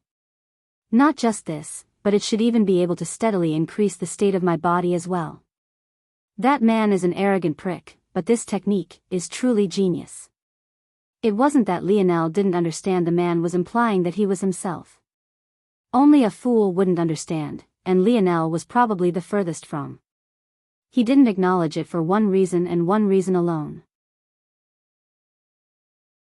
If even that version of him couldn't bring his father back to life, he didn't want to be him. He would become someone else. That was all the thought he needed on the matter. He didn't care about anything else, and now that he had understood how dimensional cleanse truly worked, he didn't have the time to think of anything else either. But first, the star path beneath his feet rumbled, and the star before him quaked and then suddenly split right down the middle as though it was hiding a ship within. But out from within, tendrils of white gold shot out, piercing toward Lionel like roaring vipers. Lionel's body flickered, and he danced out of range. He had never thought that tentacles could be beautiful, but that was precisely what was before him, a gorgeous sight. The movement of this enormous tentacle beast was like watching streams of golden light descend from the sun, peeking through the misty beauty of a day right after rain. Unfortunately, it was just as gorgeous as it was deadly. There were two problems that Lionel needed to figure out, both of which were probably quite important. If this was little Tolly, why was he attacking him? While he was in Elryan's body, he had had full autonomy, and that was a Pluto. Why didn't little Tolly? Or did that mean that little Tolly did have autonomy and simply chose to attack him anyway? Had the mutation failed and was his little metal spirit still rampaging? Or was it something else? The second problem was, obviously, how to separate little Tolly from this beautiful creature. The Void Race entity had done it with a simple shout, but Lionel obviously wasn't at that level, so what could he do? Surprisingly, Lionel had only just thought of the question when he had thought of an answer, for the second, anyway. As for the first, well, he would just have to find out. Lionel came to a grinding halt, the tips of his toes gliding along the starry road until he came to a stop. With a pulse of light, his divine armor manifested, his halo bouncing to his feet then back up. Before his armor could even solidify, he had already surged forward, his speed impossibly fast. He weaved through countless golden tendrils. The creature felt sluggish for some reason, as though it had yet to wake up properly. If he wanted to do this, he had to do so swiftly. His body shot into the splitting star, looking for something that could be considered to be a core. But for a creature that could fill up the insides of a star, just how large was it? I've seen bigger just this week alone, Lionel thought to himself, flashing forward and appearing in a mass of tendrils so deep he had to continuously move about just to avoid being crushed to pieces. By this point, he almost believed that this creature didn't even know he was here. He was too small and insignificant. But there was no telling what would happen if it truly awoke. There. Lionel dove in and crashed down, his body suddenly lighting up with a roaring vital star force.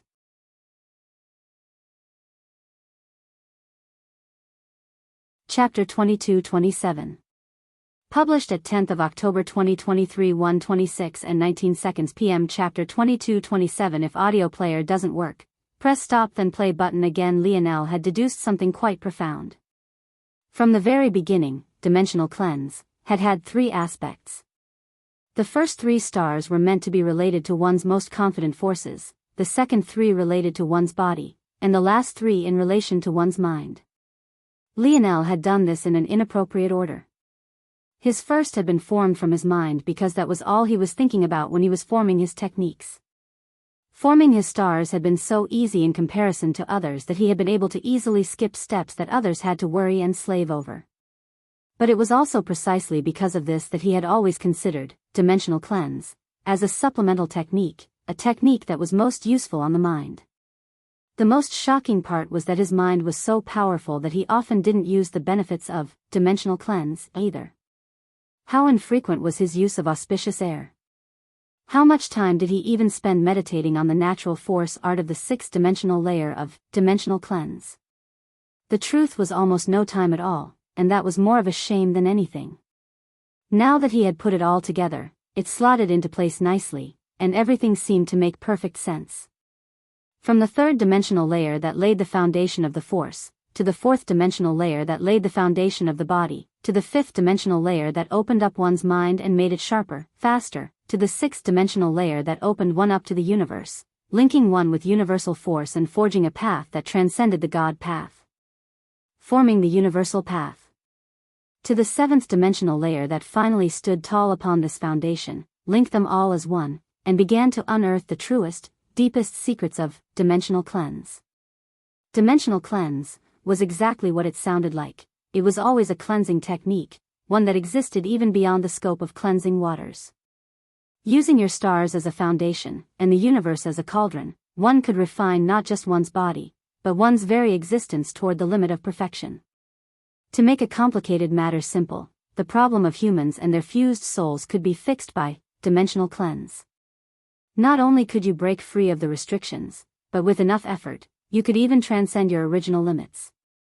Many months ago, when Lionel had spoken with little Nana's elder brother, he had said that the reason the four great families hid the matter of force manipulation from lessers was so that they could maintain control. If one had enough comprehension, it would be possible to break free of talent constraints, so they had to keep the restrictions in place. But even when he had said that, He hadn't thought that the changes that one could make were actually so substantial.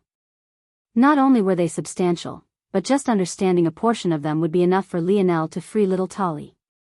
Hidden deep within the enigma that was dimensional cleanse, there was a foundation that allowed the soul to not only separate from the body but one that allowed the soul to be used as a foundation to refine the body into a more perfect state as well. What better technique was there to accomplish his goal? Almost the instant his force blazed to life, he could already sense little Tolly within. He and little Tolly had a strong connection with each other.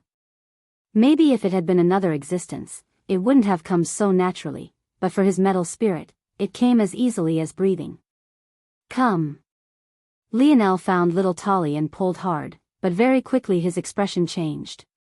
Something was wrong, little Tolly was fighting back against him.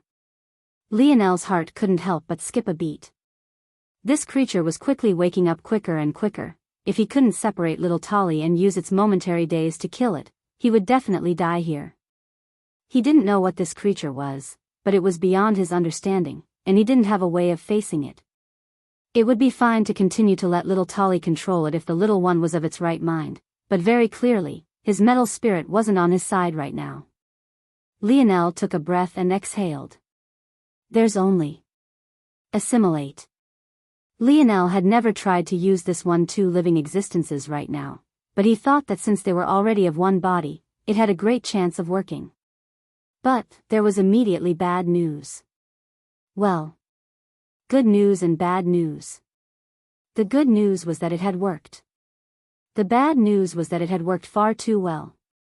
His dream force was sucked dry in an instant, and he almost directly passed out, even his hair and eyes completely dimmed from a vibrant pale violet to a sickly, flat white. How? Lionel's expression changed. The only explanation was that this creature he was trying to forcefully assimilate to little Tolly was far beyond him. In fact, saying things like that didn't quite do it justice. He even vaguely felt that this creature had to be close to the level of the void beast corpse, if not on its level. Lionel's gaze sharpened. In that case. Face pale and breathing haggard, Lionel began to move again. He truly hadn't been bluffing when he said that he could give little Blackstar the strength of the void beast, and now it seemed that he would have to prove it. With a wave of the hand, an illusory force art appeared, so large and all-encompassing that it looked like a twinkling starry sky within the waving tentacles of white gold. This formation was none other than the Dream Star Gathering Beast formation. It was a formation that Lionel had exchanged for the sake of passing on force mantras to little Blackstar and any other beasts he might reign under his control. It was meant as a shortcut to help elevate beasts past their usual talent as they couldn't just learn like humans did. But how could such a formation be useful in the current situation? Especially when the beast beneath Lionel's feet now was a legendary beast more rarely seen than even the mighty void beast. The Infinity Beast.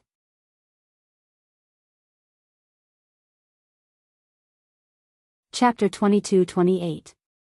Published at 10th of October 2023 1:26 and 22 p.m. Chapter 22-28. If audio player doesn't work, press stop then play button again. The Dream Star Gathering Beast formation was one that used dream force as a foundation to communicate deeper concepts to a beast, concepts that couldn't always be explained by word of mouth. It was akin to translating the abstract into the manageable, at least in layman's terms. In reality, what it did was convert, extract, and transfer thoughts in their most perfect states, allowing a beast's more subtly manipulatable minds to understand things that they otherwise wouldn't be able to. It was akin to bolstering the talent of a beast in a certain aspect, and it was made easily digestible to them in the same way their talent usually allowed. Beasts in the dimensional verse, or any verse for that matter, were able to progress extremely fast. This was part of the reason why Earth's oceans were still so shockingly dangerous despite all the time that had passed. In fact, there were still beast tides from time to time that threatened the Empire. And every time Earth evolved, these beasts would get stronger much faster than their human counterparts did. Even so, there was a price to pay for this as well.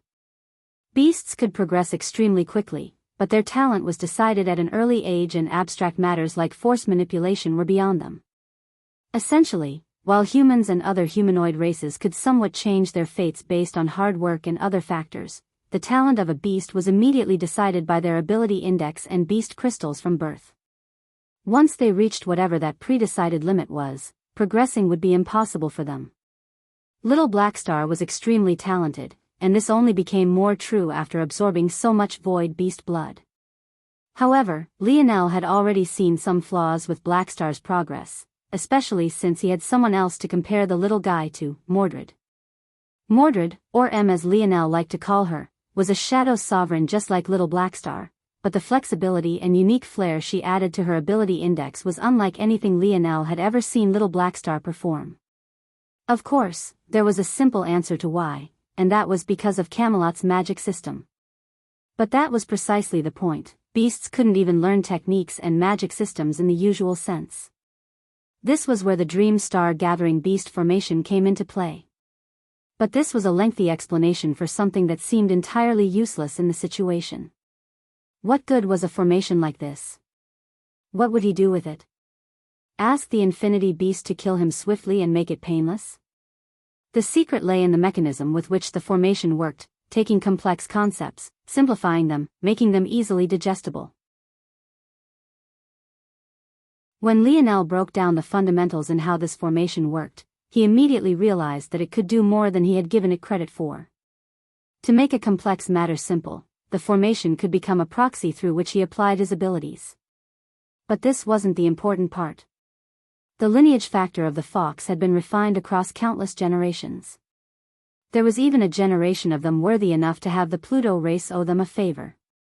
This simply wasn't the kind of lineage factor technique that could be so easily simplified, especially not by the likes of the people of the four great families and the Dream Pavilion. What was important wasn't a modification of the lineage factors technique, but rather that the formation could be powered by external items, one, and secondly, whereas in the past he would have to first filter what information came from the items he was assimilating through himself, and then pass it on to the target, now the filtering and passing on process became one and the same, lowering the energy requirements by a large factor. In order to assimilate, Lionel's lineage factor had to break down a target into its component force arts, making them easily digestible, binding them with his dream force, and using said dream force as a binder to his body, thus altering his talent, or that of his souls for a short while. Breathe worked on this principle by taking it a step further, sacrificing some of the immediate strength in exchange for more permanence. The two worked together like a pair of peas in the pod, but the more troublesome the target, the more difficult it was. Doing it to himself was the easiest, although he couldn't breathe on himself as he was a living being. Doing it to his souls was an extra layer of difficulty. Doing it to a living entity like little Tolly with its own thoughts and will. It was an even more difficult task. Ultimately, this formation would be what allowed it, but the true core to it all. Anastasia, I need your help. Of course you do. At least you said something and didn't just expect me to act. It seems you've woken up a little bit. I am a mighty world spirit, you know, more mighty than you know. Lionel shook his head. Now wasn't the time for showing off, but luckily Anastasia had already gotten to work. At that moment, a large amount of vital force surged forward, being converted to dream force through Anastasia's means, and then being filtered right into the formation. The star that had just split to reveal the beautiful monstrosity within became the fuel through which Anastasia worked. That was right. From the very beginning, as early as Lionel could remember, Anastasia had had an ability he didn't quite understand until just now. It was an ability that could only be described as one of a god's. To be able to freely turn a force of one kind into any other you cared to. At that moment, the slumbering infinity beast felt its strength being whittled away. But it had been asleep for too long, and its mind was groggy and unresponsive. In the end, it took this as a sign that it was still tired, not realizing that its life was being devoured by another.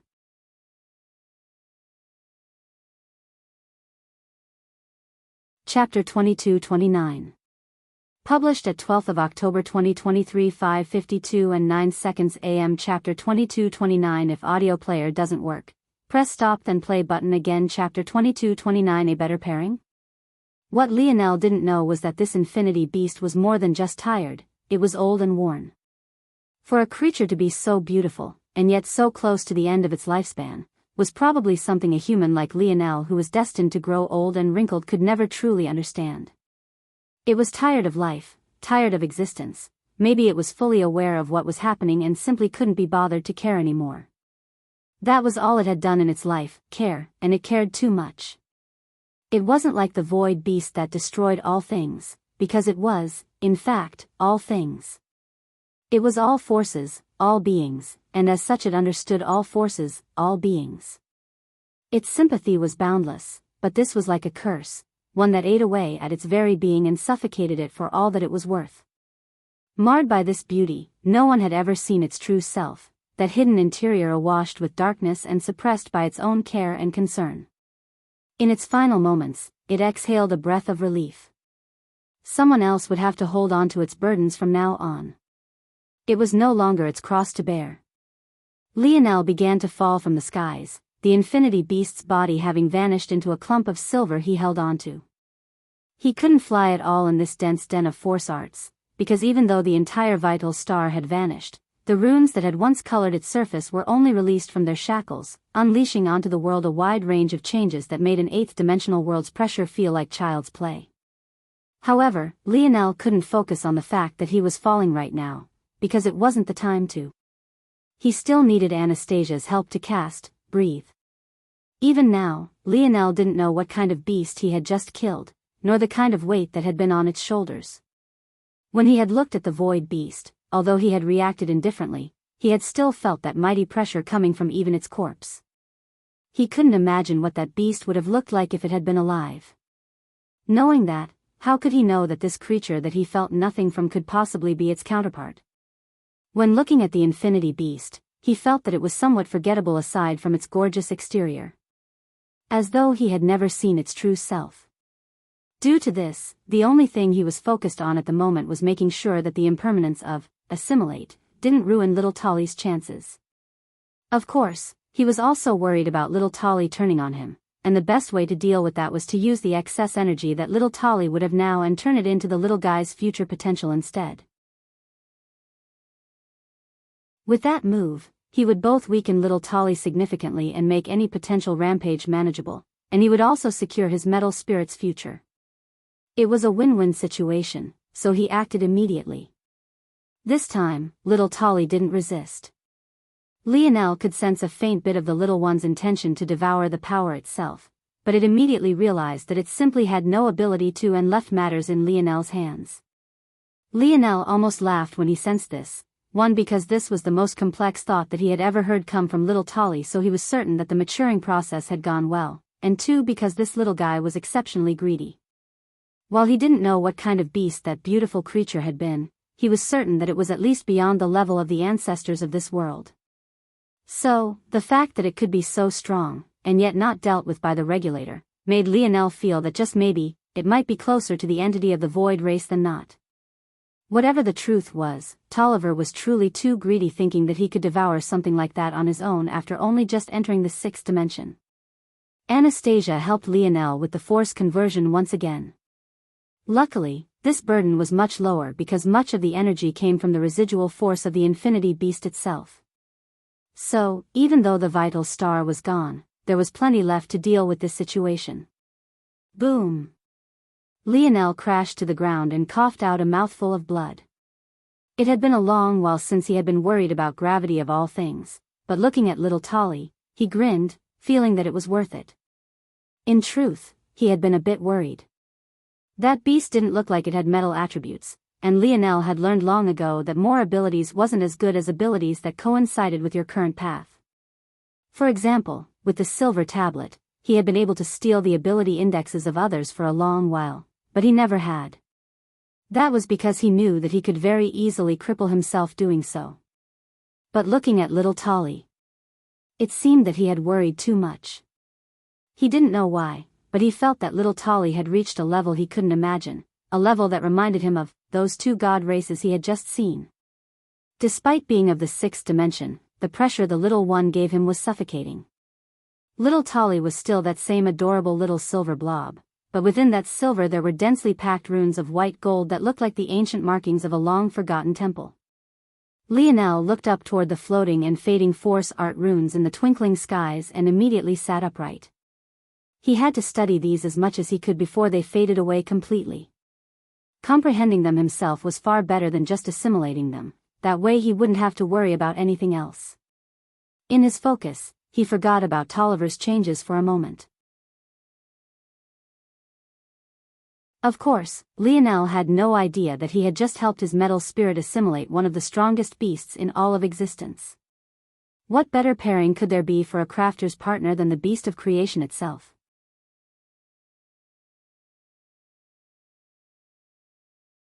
Chapter 2230.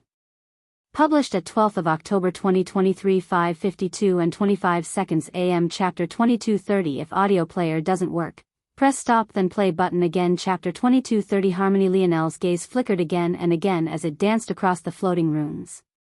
Part of his senses were focused on little Tolly, just in case the little guy still felt that it was necessary to attack him, but outside of that, he was entirely focused. Right now, his vital star force was the weakest of his force, most probably. Even his void star force was able to keep up because he could use it as a reflection of his scarlet star force. It hadn't even stepped out of the unfurled state and that was quite pathetic. If his vital star force was at the same level as his spear force, for example, just the strength of the lowest level of his star fusion technique would be hundreds of times more powerful, and by extension, his divine armors would be as well. Honestly, even that might still be an underestimation. The potential of star fusion was probably beyond what he knew it to be now that he could subtly feel its connection with dimensional cleanse. They could feed into one another and he could use it to strengthen himself far more with dimensional cleanse as a foundation. That said, the importance of vital star force was beyond just this alone. If Lionel was correct about the true purpose of dimensional cleanse, then it along with his dream force would be the foundation upon which he brought his body beyond its current level and shed past the original weakness of the human race. This was more important for Lionel now than it ever had been, especially since he had learned who his supposed grandmother was. Someone had messed with his uncle. This was one of the few things he was able to recall from his experience as his enlightened self. It was also possible that someone had messed with him as well, though he wasn't certain. What he did know was that the reason he was only able to spend such a short amount of time in that enlightened state was for one reason only: his body could handle the strength of his soul. This made sense because he was a human.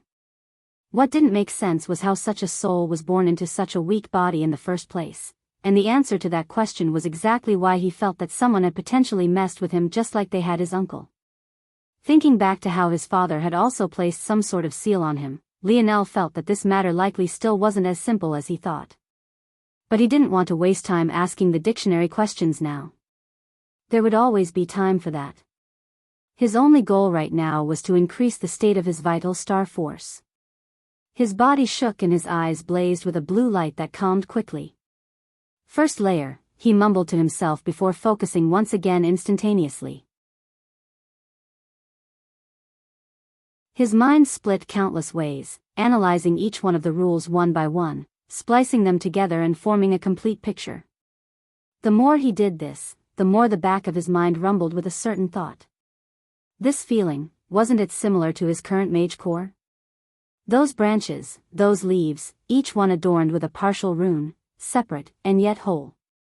It was quite a fascinating feeling. Second layer. Lionel's progress sped up as an auspicious air formed around him. Dimensional cleanse was actively aiding him in comprehending faster and faster, and in a reverse sort of scenario from what he had expected, comprehending seemed to get easier rather than harder. Then it clicked. While he was analyzing all of these runes one by one and piecing together the ones that made sense, he was also discarding many of them at the same time.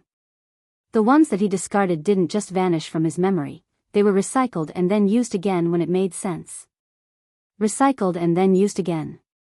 The words reminded Lionel of nature, of how the death of one being could easily become the fuel for another, a fertilizer of the earth, a fertilizer that could grow plant life, sustain wildlife, to give trees life. Within Lionel's ethereal glabella, an ancient tree with rainbow-colored leaves stood at the center of it all, looking as though it held up both the skies and the 10 stars that surrounded it. It was gorgeous, and looked like a being that existed beyond imperfection, beyond stain and impurity. A gentle wind blew by and its leaves lifted, rustling. This common feature of nature came with a gorgeous sound, a resonance that could enlighten Buddha and force devils to turn over a new leaf. Beautiful in its bearing, simple in its grace, peaceful in its presence. Lionel's own hair seemed to rise up, and the complex force arts of dimensional cleanse began to grow as well. For as long as he could remember, the natural force art that he had formed at the sixth-dimensional layer of dimensional cleanse had been buried within the soil. It didn't seem to matter to him, as where it was hardly relevant. Until now. The magic system of Camelot and dimensional cleanse seemed to fuse into a single being. Lionel didn't know how to describe it, but as the skies of his ethereal glabella fell into darkness, and then slowly brightened, only to fall into brightness once more and continue to cycle, but it felt as though his ethereal glabella had reached a state of absolute harmony. As though a collection of images had become one beautiful painting, perfect and whole. His hair gently waved in this mysterious wind, and the undersides of their filaments radiated with a familiar rainbow color. The speed of his deduction became even faster, and he slid into the third layer, and then soon the fourth. By the time the last of the sparkling runes had vanished, he stood at the quasi-impetus state, his body thrumming in harmony.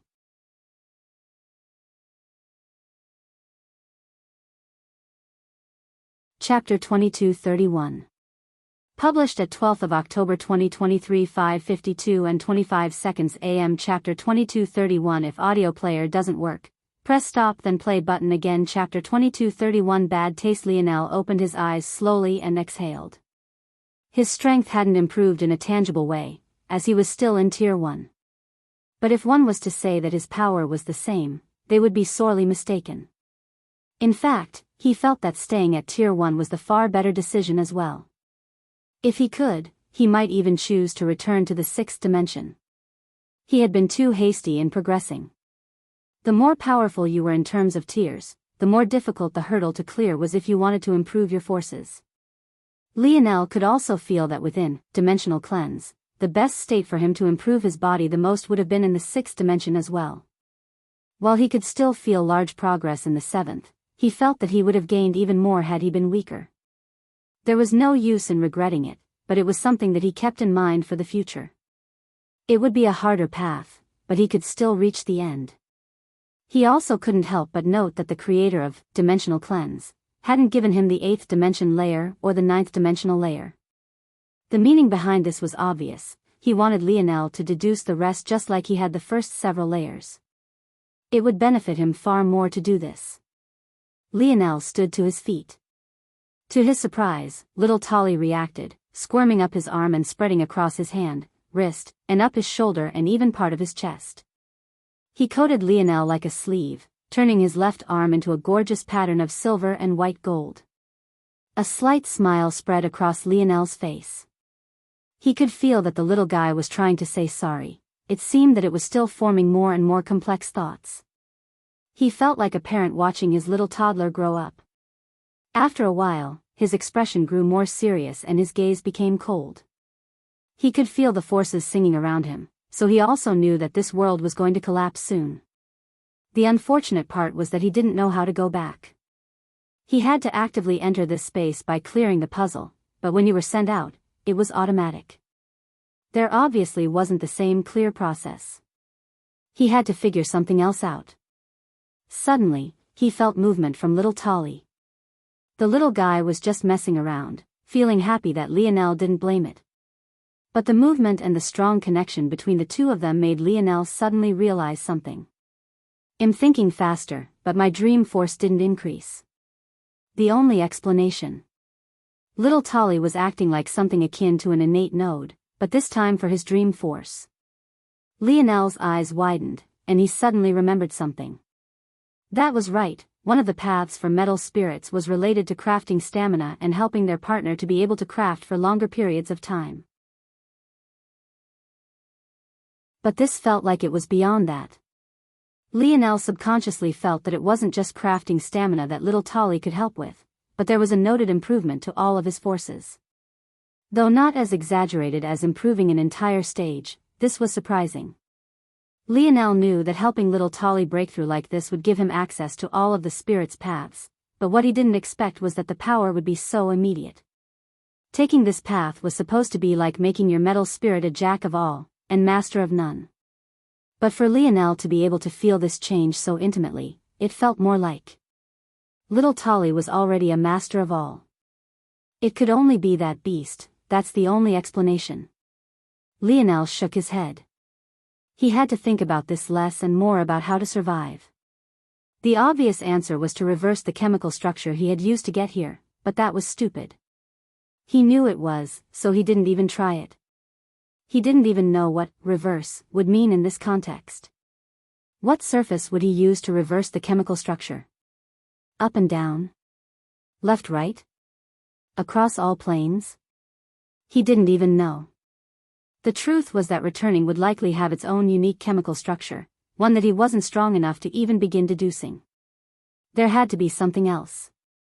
Lionel's gaze flickered again and again. How to return home, how to return. Suddenly, Lionel's left arm raised into the air on its own and tapped. Little Tolly did a small happy dance in his mind as though it had done something great, and Lionel's brows raised. Well, even if he leads me into the middle of a black hole, I might be able to live a few more seconds. Lionel jumped into the portal, but to his astonishment, he stood right where he had left, right beside Elryan, and the latter even seemed to still be talking. I'm not sure why you did that. Quartz has an interesting structure, yes, but it's ultimately still a third-dimensional material without any force to speak of. It's only useful here because the target is Earth itself. Elryan trailed off, looking at Lionel for the first time since he began his payback.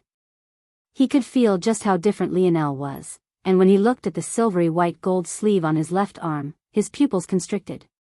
From his words, it was clear that Elryan was most definitely not a crafter. But he was still a Pluto. He knew the aura of an infinity beast when he saw it. No, it was more accurate to say that those of his family line would. Even weaker Pluto, though still far beyond the human race, wouldn't recognize what they were seeing. That was because the infinity beast was the rarest creature in all of existence. But how did Lionel change in the blink of an eye? And that quartz crystal? Wasn't it just in his hand? Where had it gone? You. Lionel gave the boy a glance. At this point, that was all he could be bothered to see him as. Your Pluto race is quite strong, right? Then you should probably be able to understand what's supposed to happen in this zone. How about you tell me? Elryan's brows shot up. He almost subconsciously answered as though he owed Lionel a response. This sort of feeling shouldn't come from a human. And why did him saying the Pluto race was powerful leave such a bad taste in his mouth? Of course, you could not tell me. But then I'd make repaying this favor of yours impossible, Lionel said with a bright smile. How embarrassing would it be if the mighty Pluto race couldn't repay their benefactors? Elryan's expression darkened.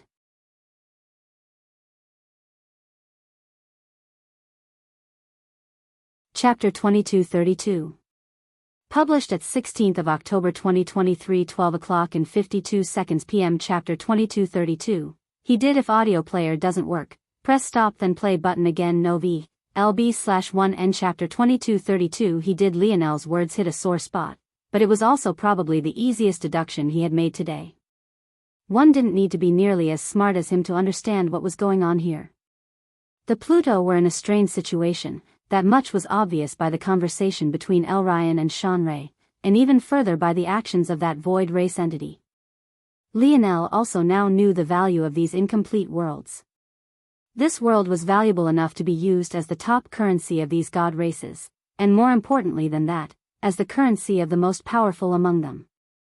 And yet, in order to repay this favor, the Pluto not only made the decision to use these incomplete worlds that could have been of great benefit to helping them out of their current situation, but they had also offended the Void race and supposedly several other god races. As though all of that wasn't enough, Elryan, a junior of the Pluto race, albeit of high standing, was given the hourglass to command. No matter how you sliced it, repaying this favor was so important to the Pluto race that they were willing to make sacrifices to do so. Of course, Lionel was very curious as to why this was. He didn't believe that there was anyone with such a good heart, and the current fox were far too weak to demand anything of the Pluto race. In fact, Lionel believed that they had never been even remotely strong enough, and it was instead a unique set of circumstances that allowed them to have the ability to cash in such a favor to begin with. That meant there was a deeper reason, a more fascinating one that he probably wasn't even of high enough standing to be privy to. But whatever that reason was, it didn't matter to him for now. All that mattered was that this could be used as the leverage he needed to make this matter far easier on him. He had already failed this zone, that much was inevitable. However, his current understanding of zones was beyond what it had been in the past, far beyond. Just because he had failed, didn't mean that he couldn't still reap the rewards, and it also didn't mean that he couldn't force the zone to recognize itself as being cleared. Ever since he had entered the Dwarven race's zone, he had come to understand that zones were large constructions of dream force. That said, eighth-dimensional zones like this one were very different. It had to be remembered that from the seventh dimension onward, treasures would be taken out of zones. That meant they had a more physical form, a form that transcended beyond what could be expected of lower-level zones. While this would make them more difficult to manipulate, Lionel was still quite confident. He wasn't even worried about returning home, all he was worried about was maximizing his chances here, and in order to do that he would need information. He could gather this information himself, but it would likely take months, and time wasn't something that he felt like wasting if he had other options. As for dealing with this rather large baby here, he felt that it was as easy as turning over a palm, especially since he doubted it would cost Elryan anything to speak of these things. Thinking back to the hourglass, Lionel believed that it was exactly because it existed that Elryan and the other Pluto were so free here, and it was also because of this that he was confident that Elryan would be able to meet his demands. That said, none of this meant that the Pluto would be very happy about it, especially when he had just believed himself to have the upper hand. I don't dash, Lionel shook his head and sighed. Let's skip the back and forth, shall we? You'll say you don't believe me, when in reality you already do. Then you'll ask me to prove myself, which I inevitably want. And then you'll take action and do something to piss me off, and then I'll do the thing you claimed I couldn't that you already believed I could, and then we'll both be unhappy. So how about instead, I just say, sorry for my rudeness, oh great Pluto. If you'll allow this humble human a chance to see his mother and future wife again, he'll be ever so grateful. Elryan's lip twitched. He had had more changes in facial expression today than he had in his last 14 years. His mother had always said he came out a deadpan baby, but now all of that seemed to be getting thrown out of the window. Lionel's praise was even more grating on the ears now than when he had called the Pluto powerful. He had never thought that hearing positive affirmation would be so disgusting. He could tell that Lionel didn't even mean a word, and worse than that, he didn't even try to hide that he didn't. He could understand if Lionel was ignorant to the matters of the god race, but it was impossible for him to be so after all of these events, and especially not with. He looked down at the coat of silver and white gold runes that had taken over Lionel's left arm, feeling the annoyance within him growing. After a moment, he simply stopped and exhaled a breath. It was as though he chose to not be annoyed anymore and simply wasn't. Lionel smiled. He found that action to be somewhat familiar. He wondered when it would be Elryan's turn to boil over and lose it. What do you want to know? Don't you already know? This zone, what is it, what's its purpose, which other bodies were taken over by the two other entries, and how can I get the most out of it? Elryan's expression flickered for a moment, but then he took out the hourglass once more. The seconds ticked by and Lionel remained silent. He didn't seem to be impatient in the slightest. He was quite confident that Elryan would answer. And then he did.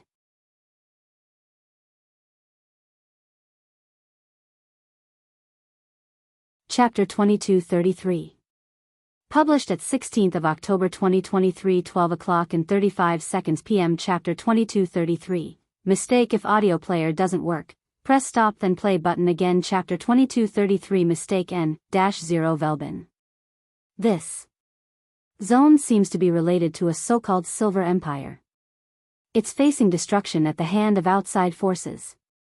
It seems that you were given my body because these forces include those from outside of this incomplete world. Lionel's gaze narrowed. When he realized what this meant, he almost smiled a bit bitterly as well.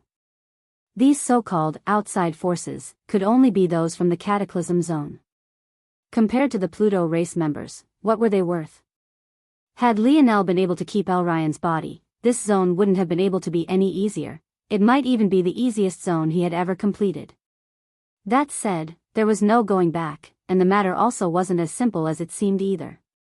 That's because without Elryan, he wouldn't be able to understand this zone so easily. He had gained Elryan's body, not his memories, so he hadn't even known that a treasure as valuable as the hourglass had been on him. He couldn't remember Elryan holding any spatial treasures. Setting aside those feelings, this explanation didn't feel complete, and there were too many questions. Was he supposed to save the Silver Empire? But with how real this zone felt, wouldn't that change the timeline of the future? Or was the goal something else entirely? The Silver Empire is meant to be destroyed, but there is a tablet that you must recover before it can be. From my understanding, your future wife is currently the Emperor, while your mother is the current leader of a family that goes by the Luxniks. She is called Northern Star Order. Lionel frowned. Northern Star Order was one of the hegemonic titles of the Luxniks. Northern Star Order, Wise Star Order, and Snow Star Order, these three represented great things. The problem was that according to Wise Star Order, there had only ever been one Northern Star Order in the history of the Luxniks, the rest having all been fabrications by him, all 13 of them.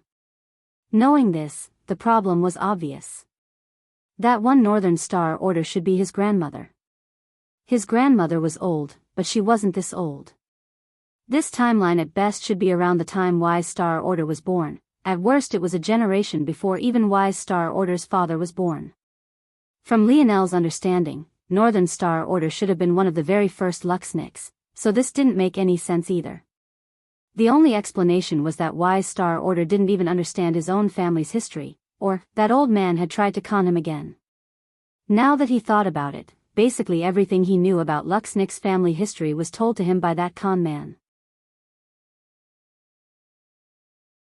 But even worse than that, even if he had gone to the family record directly, Wise Star Order had already manipulated them so that it would appear as though 13 Northern Star Orders had appeared in their history, effectively weakening his grandmother's influence on the family. Why wouldn't he have altered everything else? This was why Lionel hadn't even bothered to double-check. There was nothing to double-check against, until now. Wise Star Order was an ambitious man, and it wasn't easy to whittle that ambition down with just a few chains. He was a man who had experienced countless years and generations. He had even survived in the spiritual domain. His patience was far greater than Lionel knew.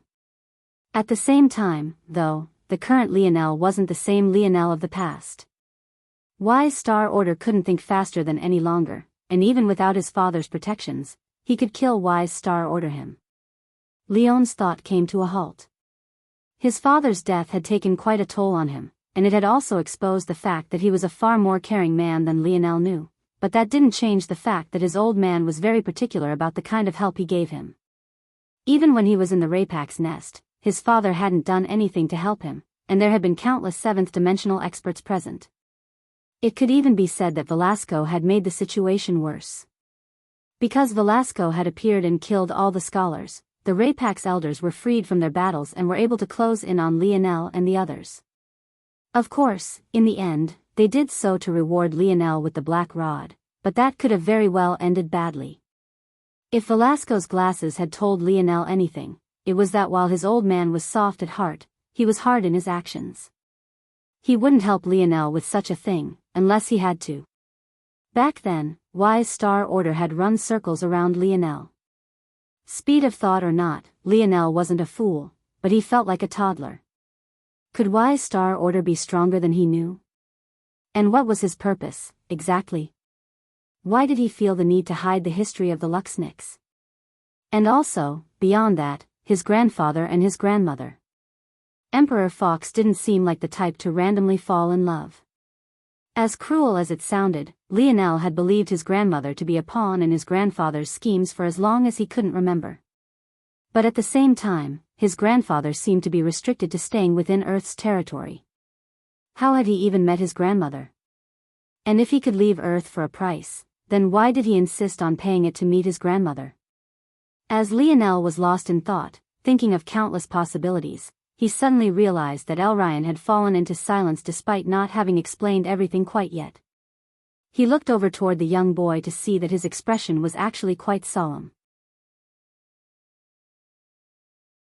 It wasn't a normal solemn, it was the kind that only appeared when one felt that they had made a mistake, a huge mistake, a mistake they couldn't reverse easily, a mistake they'd have to stay true to toward its ends. And that expression had come right after mentioning the Luxnix family.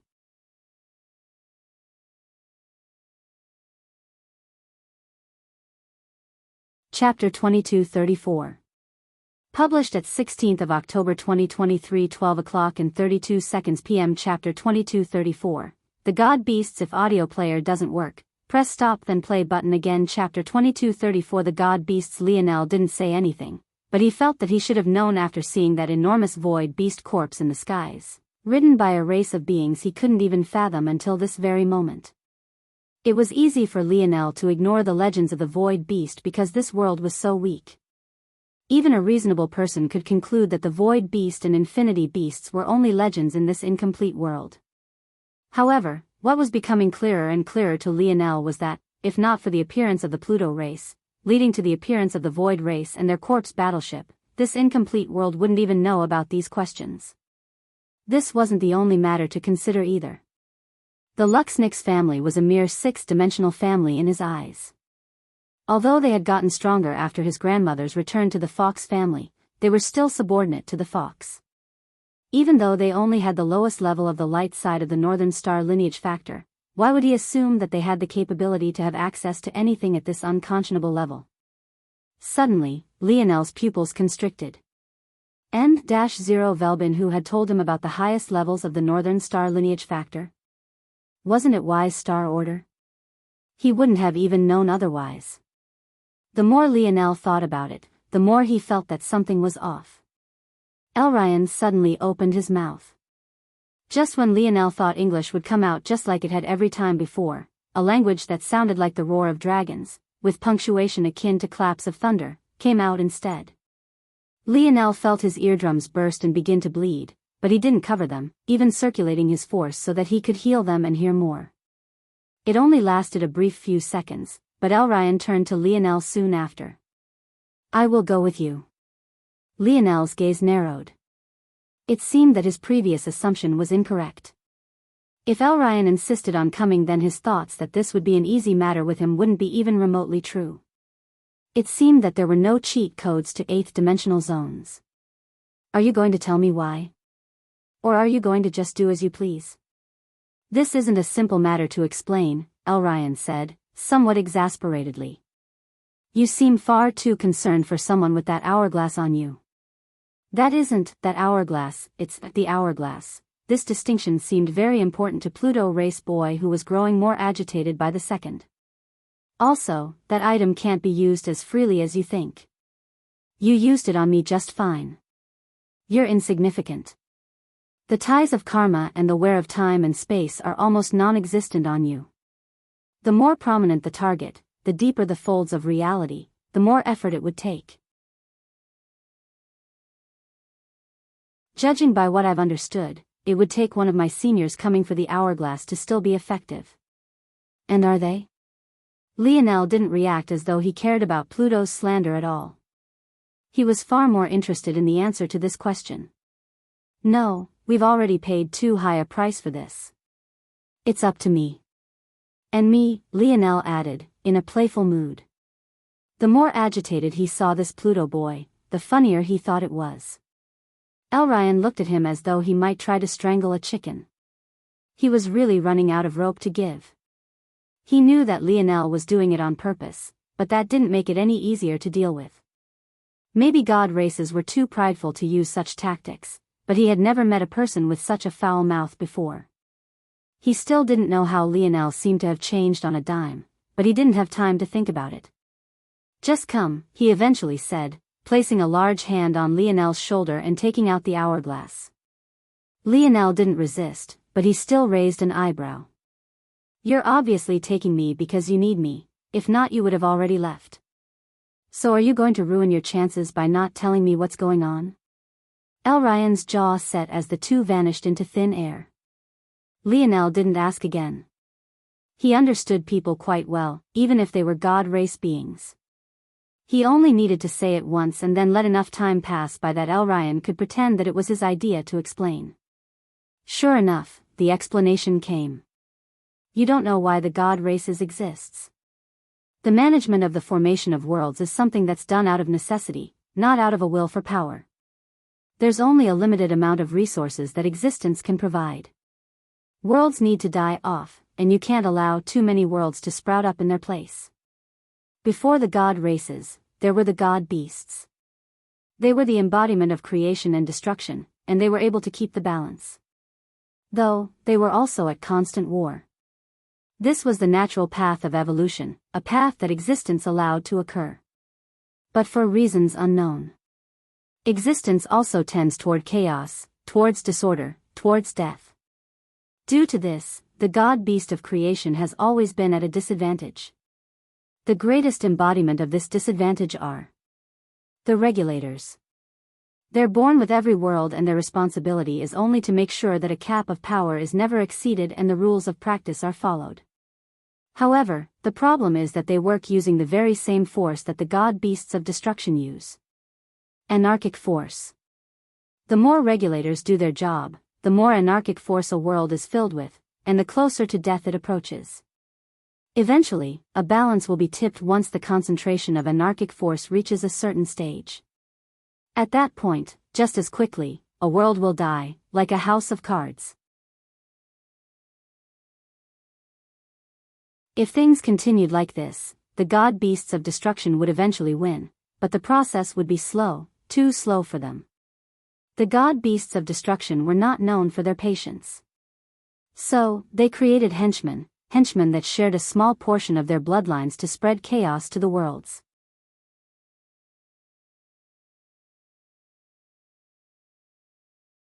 Chapter 2235. Published at 16th of October 2023 12 o'clock and 12 seconds p.m. Chapter 2235. The Northern Star. If audio player doesn't work, press stop then play button again. Chapter 2235. The Northern Star. Lionel's pupils constricted. He could tell what Elryan was getting at immediately. He had only reacted like that after he mentioned the Luxnix family, and it was the Luxnix family that had access to the Northern Star lineage factor, the very lineage factor that ended in the Void Beast and the Infinity Beast, or in other words, the God Beast of Destruction and the God Beast of Creation. The so-called henchmen of the Void Beasts had to be those of the dark side of the Northern Star lineage factor. That was the only conclusion. And sure enough, the god beasts of destruction realized a problem, though. Their bloodlines were far too powerful. Even the current god races couldn't take them without dying agonizing, slow deaths. So they took a different approach, splitting the aspects of their bloodlines into 5 pieces and building them up like stepping ladders.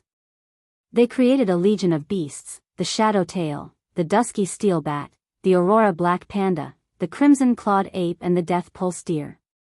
Each one took up a position in the armies of the god beasts of destruction and they were powerful.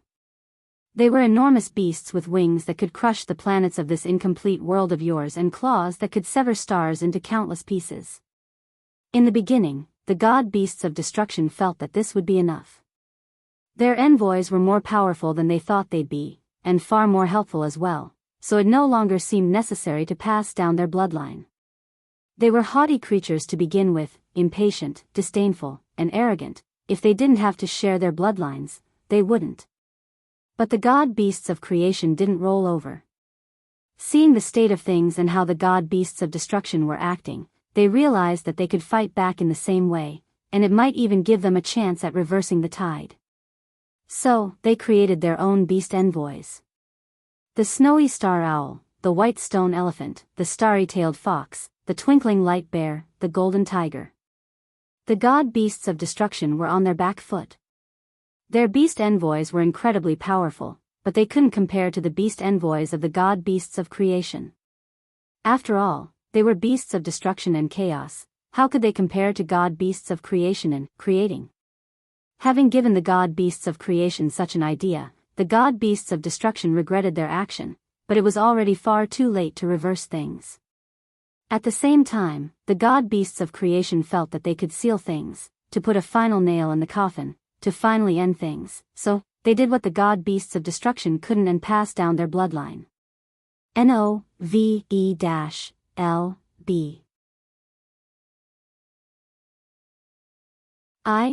At first, they looked through the various god races, or what they had once been, and realized that they couldn't do what needed to be done, and neither could the others, but interestingly enough, there was one race that was able to do so, and an unexpected race. The human race. Lionel fell into silence. He knew that there was much more to this story and that Elryan was far from finished, but his mind couldn't help but spin at 1,000 miles an hour. It was suffocating the number of questions he had. The human race is born with a birth defect, but it's also that defect that allowed them to take on the power of the god beasts of creation. Their souls are born fused to their bodies, but this also makes it so that there's only one variable to consider from start to finish. As you change their bodies, you can easily change their souls at the same time given that you have enough power. Like this, one of the weakest races of existence gained maybe the greatest power, and existence gained itself prosperity, a golden age the likes of which had never been seen before and would likely never be seen again. Unfortunately, this didn't last. Elryan fell into silence, looking toward Lionel with a darker expression than usual. Luckily, his rationality seemed to win over and he managed to calm himself. As for what his rationale was telling him, Lionel could guess by the way the story was going. It seemed that the palpable disdain of the human race didn't just come from their weakness. He had vaguely felt that Shanray's vitriol whenever she spat out the word human was much deeper than it seemed to be on the surface, but even when he realized this, he just chuckled. What was this? A cliché line about how corruptible humans were and how much better other races were in comparison. What a joke. How about they be granted infinite power first and see how they dealt with it? From what he could see, these god races weren't much better. An entity that attacked his junior out of rage, what high horse did they have to sit on, exactly? As I said, existence tends towards chaos, it's just a simple rule of law. Absolute chaos must be formed first before everything can return to step one. The more energy existence expends, the closer toward death it grows. Existence is the only immortal in all of reality. The pressure of the Golden Age wasn't missed by existence, but it did nothing, it could do nothing. Existence isn't an entity, it's simply an arbitrator of rules, and the god beasts of creation didn't break any rules, they simply followed their instinct. In fact, they did exactly as they were meant to and created. But, as existence is the only immortal, it is also the only infallible being in all of reality as well. They went overboard, spreading too much wealth and prosperity. Existence was quickly becoming overwhelmed and worlds began to collapse. Death and destruction spread ironically without even the god beasts of destruction doing a single thing. And that was when it appeared. The Northern Star.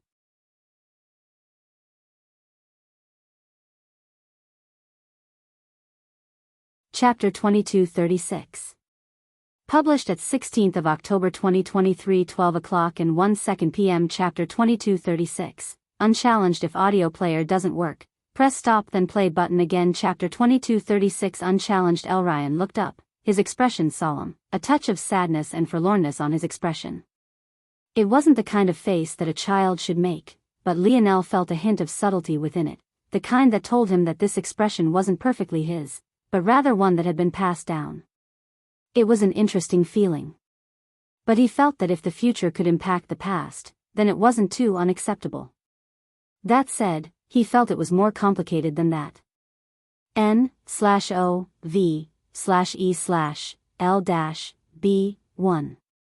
Na race like the Pluto had abilities he couldn't fathom. Even turning back time across existence wasn't outside their purview. Maybe they had a method of passing down important thoughts and feelings to their highest priority descendants.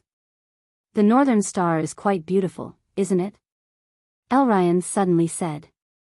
Lionel's heart skipped a beat. Why did he suddenly feel that the Northern Star Elryan was mentioning was the very same Northern Star he was so familiar with?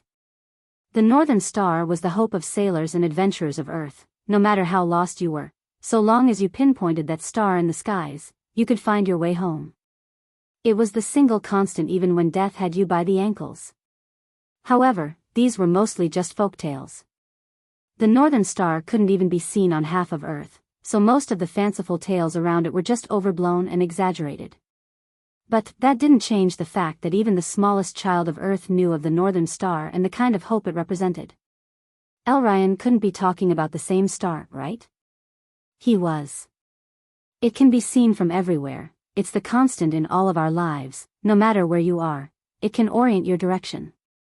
But what most people probably aren't aware of is the fact that the meaning of the Northern Star is far more real and simultaneously philosophical than just that alone.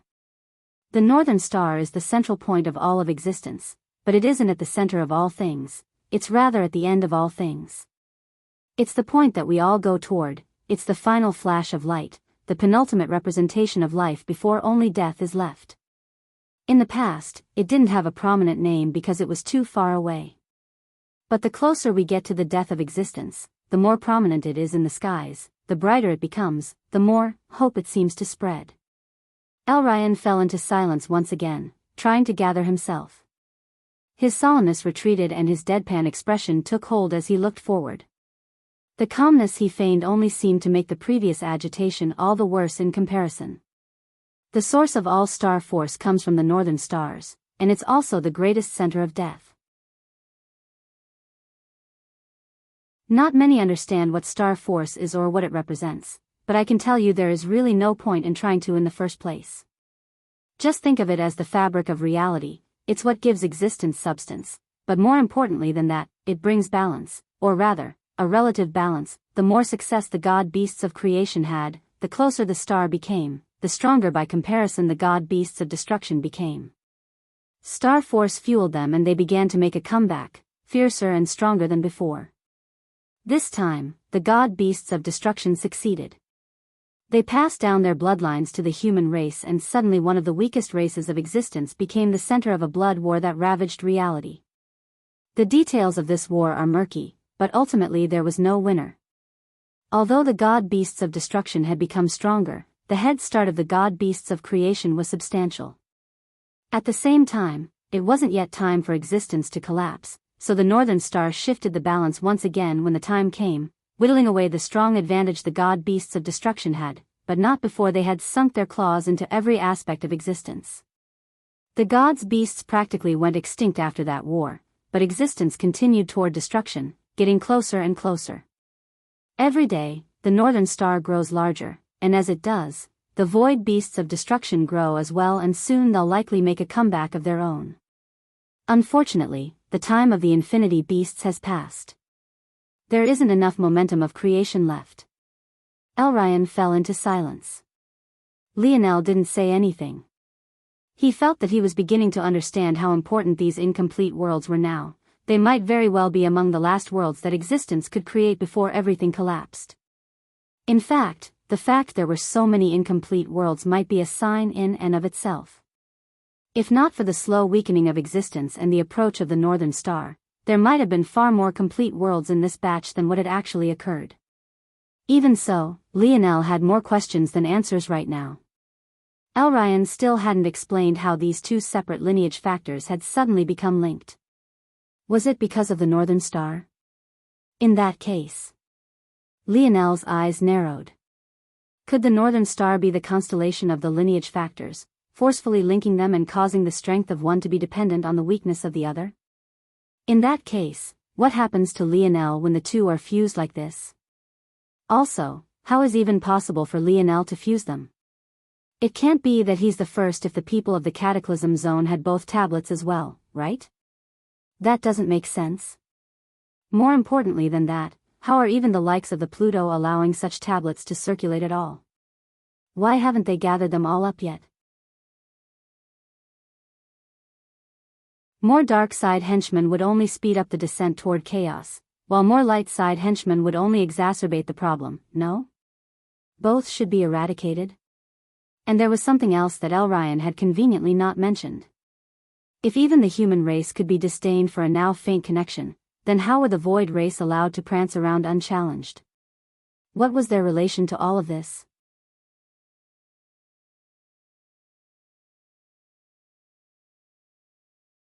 Chapter 2237. Published at 16th of October 2023 11:59 and 51 seconds AM. Chapter 2237. Timeless event. If audio player doesn't work, press stop then play button again. Chapter 2237. Timeless event. Lionel frowned. There was something obvious that he was missing, and that was Ryan's reaction. Since he had reacted so violently, and even insisted on joining himself, then it likely meant that he would do something about this and they weren't ignoring the problem. But wasn't this too nonchalant? If this was such a big matter, why were the Plutos sending a junior? Something was off here, he was missing large bits of information. If this matter is so important, why are they sending you? Lionel asked. Ryan looked slightly offended when he heard this, but he quickly settled down. You don't understand. So politics, Lionel answered simply, and Ryan seemed to be quite embarrassed because Lionel's answer was spot on, so much so that he didn't even want to continue explaining. But, in the end, his better judgment won out.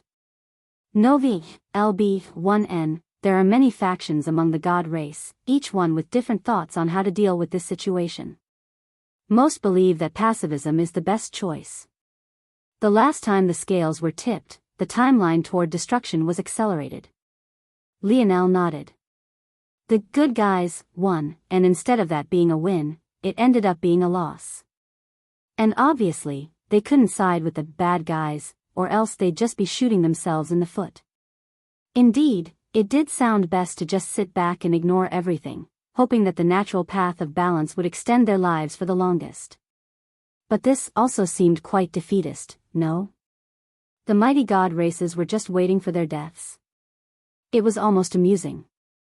Then again, maybe they were just like humans. Ryan had said that the only immortal in all of reality was existence itself.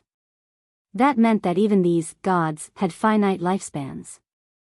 Maybe they felt that they would long be dead by the time the northern star was the only star in the sky. It would be someone else's problem by then. They just wanted to hold on to the power they had for now. As expected, Ryan's expression was quite dark when he said this. Clearly, he wasn't resigned to this sort of fate either. Lionel found it to be a bit cute. Then he felt that maybe he was being a bit too nonchalant about this. He didn't know why, but he couldn't quite drum up the momentum to give a damn. Ryan took a breath, steadying himself.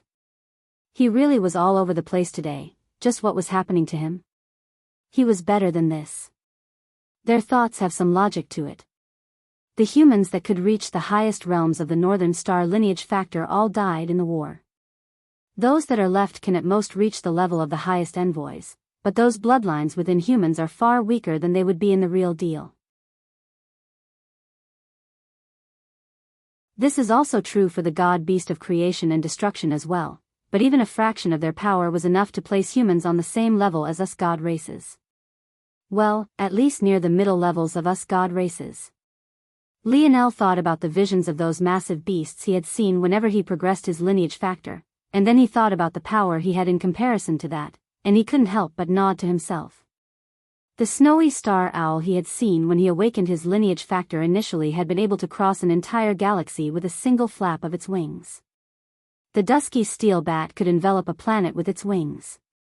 But in Lionel's eyes, they were mere sixth-dimensional and seventh-dimensional lineage factors. They weren't even worth much in this incomplete world, let alone in the outside world. So staying hands-off made sense. Their existences were inconsequential while they risked the end of everything if they interfered with the wrong matter. Seeing Lionel be so amused with himself, Ryan gave him a glance. There is also a minority faction who think the best thing to do to remain neutral is to eradicate all humans from the face of existence. Ryan unfortunately didn't get the response he wanted out of this. Let me guess, the void race? Lionel asked with a laugh. Ryan's gaze flickered. No. Oh. Lionel responded, seemingly somewhat surprised, but not really. He felt that a void race wanting to commit mass genocide was too on the nose.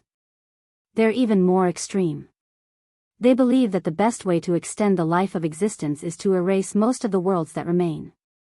If there's a second faction after those that want to remain perfectly neutral, it's them. That's because the Void race had evolved into a race that seemed to have an ability that might be able to reset existence. Lionel raised an eyebrow. You saw it. They can destroy worlds and absorb them into their being. Just this action alone maintains the balance exactly as is. Every time a world is about to be destroyed, one of their ancestors absorbs it instead. That action hides the destruction from the Northern Star and everything remains the same. The Northern Star hasn't moved any closer in the last at least several generations. Lionel chuckled. Wasn't there an obvious weakness to this solution? What happened when one of their ancestors died? The worlds they had absorbed would surely be noticed by the Northern Star then. At that point it would just be delaying the inevitable. You seem to have thought of the problem as well, but they feel that they can find a solution. It's just that their ancestors haven't grown powerful enough yet to break through that final barrier, to exceed the limits of the ninth dimension. They want to sacrifice as many worlds as they need to toward that end. Once again, Elryan didn't receive the response he wanted. So they want to be the universe's janitor. How noble of them. Elryan was truly speechless this time. He really didn't know how to deal with this man. You still haven't told me, though. Lionel changed the subject. What's got you so agitated this time? There's a timeless event that's about to begin. Timeless event? It's an event that will occur no matter what changes in the past or the future.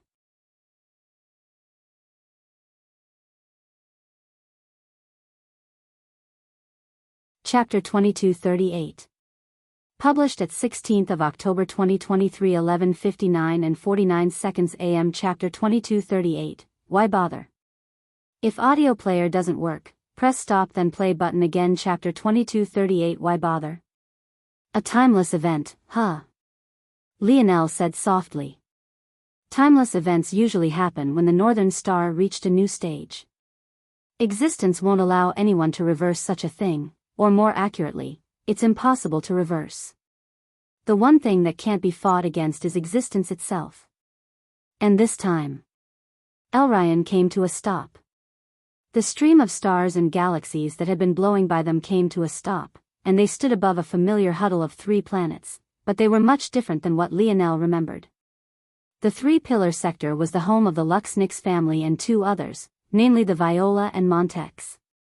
The other 2 seemed to be irrelevant to the matter at hand, but Lionel still kept their names in the back of his mind because he felt that none of this was as it seemed.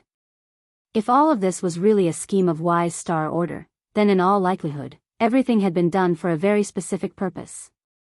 Of course, Wise Star Order was also a master at sleight of hand and could very easily make him focus on something that he shouldn't be focused on at all, but his mind now was on a completely different level than it usually was. He wouldn't be tricked so easily. In the past, the 3 planets were in a perfect sort of harmony. One golden with swirling white clouds, another violet with dark hues of black, and the final with countless mountainous regions that could even be seen from the depths of space. Today, this territory was that of the Silver Empire, and the planets didn't look like what he remembered at all. This force, how can it be here? Elryan's expression changed once more. I've made a mistake. I shouldn't have come so casually. This really isn't something that I should interfere in. Elryan's expression settled down, and his words came out in a calm and calculated analysis. He had clearly seen something that he didn't like in the slightest and wanted to back out as soon as he could. Lionel didn't say anything. He felt that he understood what Elryan was trying to get at, or more accurately, he seemed to have instantly understood what force he was talking about.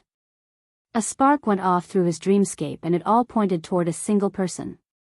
Richard of the Viola family and his violet force. And if that was the case, it explained everything he was seeing below. N/O/V/E/L-B1. It was like he had been transported back to the 19th century Earth. There were billowing columns of black fumes, projected out from factories that looked as though they had been pulled out straight from a black and white movie. Workers moved around like slaves, transporting things in and out of these large factors that took up all 3 planets. They seemed to cover every inch except for a single patch on the former planet Luxnix, or rather soon to be. This patch was vibrant with greenery and a river of violet. This violet, though, he felt something far different from it. Even when Richard used that force, he didn't feel moved. But now, he felt a great amount of danger. If he had been there when Richard lamented his lineage factor, maybe he would have understood somewhat. Richard had said that it felt like someone had played a sick joke on his family, giving them a power that they couldn't make proper use of at all. It was like a tumor within their soul, leeching away their lives with every passing moment. It was a truly devastating chain to be burdened with. Lionel's smile faded, and the coldness of his gaze returned. He still didn't understand what was going on, but there was one person who could give him an answer. He looked within the segmented cube. He probably should have expected it. The script practically wrote itself. Wise Star Order was nowhere to be found. In fact, if Lionel thought back, he had been nowhere to be seen ever since his father died. He just hadn't bothered to take note of it because he didn't care. And why would he need to appear at all?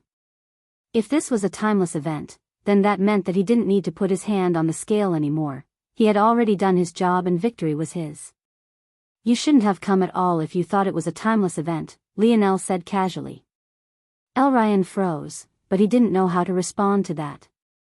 Indeed, he was far too impulsive. What could he do to change a timeless event? No, he said, somewhat forced. Timeless events are variable in that no one knows exactly what aspect of them definitely has to happen and what parts can be tweaked.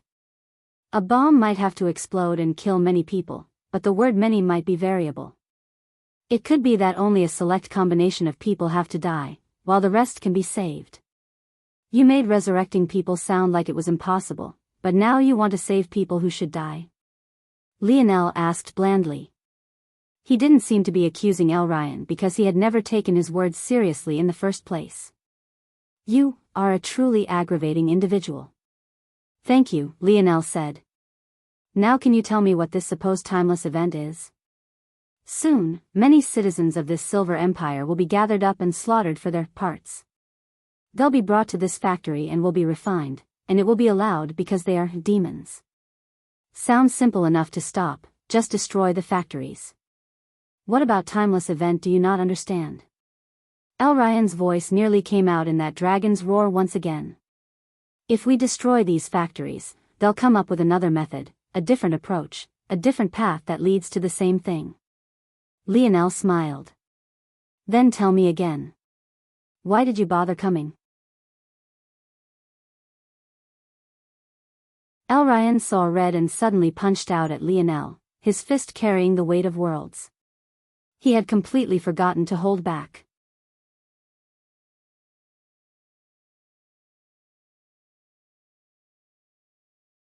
Chapter 2239.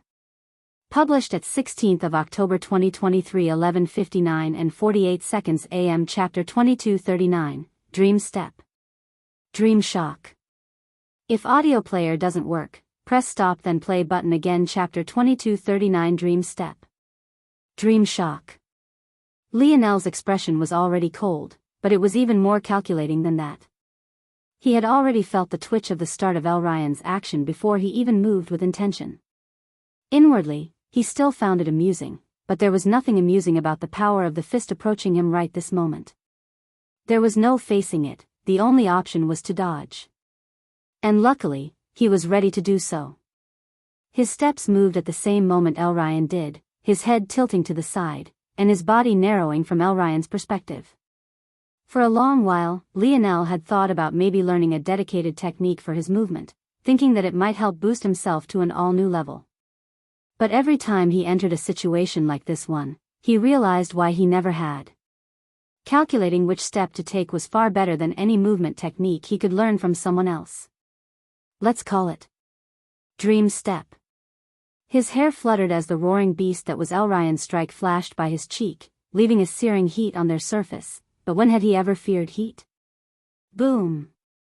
Even in the depths of space, there seemed to be the boom of wind and the collapse of the sound barrier, but Lionel realized that it was far more devastating than that. It was more like reality itself, the fabric of space, the folds of reality, had collapsed. It was truly ridiculous that a 14-year-old had such power. What would he be like after finishing puberty? Lionel reached forward with 2 fingers and jabbed them into the Pluto youth's ribcage. The latter was so large compared to him that his fingers would easily fit through the gaps, but slipping through was one matter, actually piercing through this tough, grayish-blue skin was a different matter entirely. However, Lionel didn't plan on piercing Elryan's skin. He had been in the latter's body already. He knew that it was very similar to that of humans aside from some small difference. He had not 1 stomach, but 4 of them. He had not 1 heart, but 2 of them. His muscle fibers made what Lionel was proud of seem like more of a joke than anything else. But the liver was still the liver. Spear force raged to life on the tips of his fingers, growing pointed and flashing with a bright gold. Bang! Lionel's 2 fingers pierced into the right side of Elryan's body, his timing perfect. Elryan was slow to react, having regretted his punch the moment he threw it out. That was when he felt a sudden jarring pain. At first, he hadn't felt that it was anything, he only wanted to let Lionel hit him out of apology, or that was what he told himself. He didn't know if he could dodge even if he had tried his very best.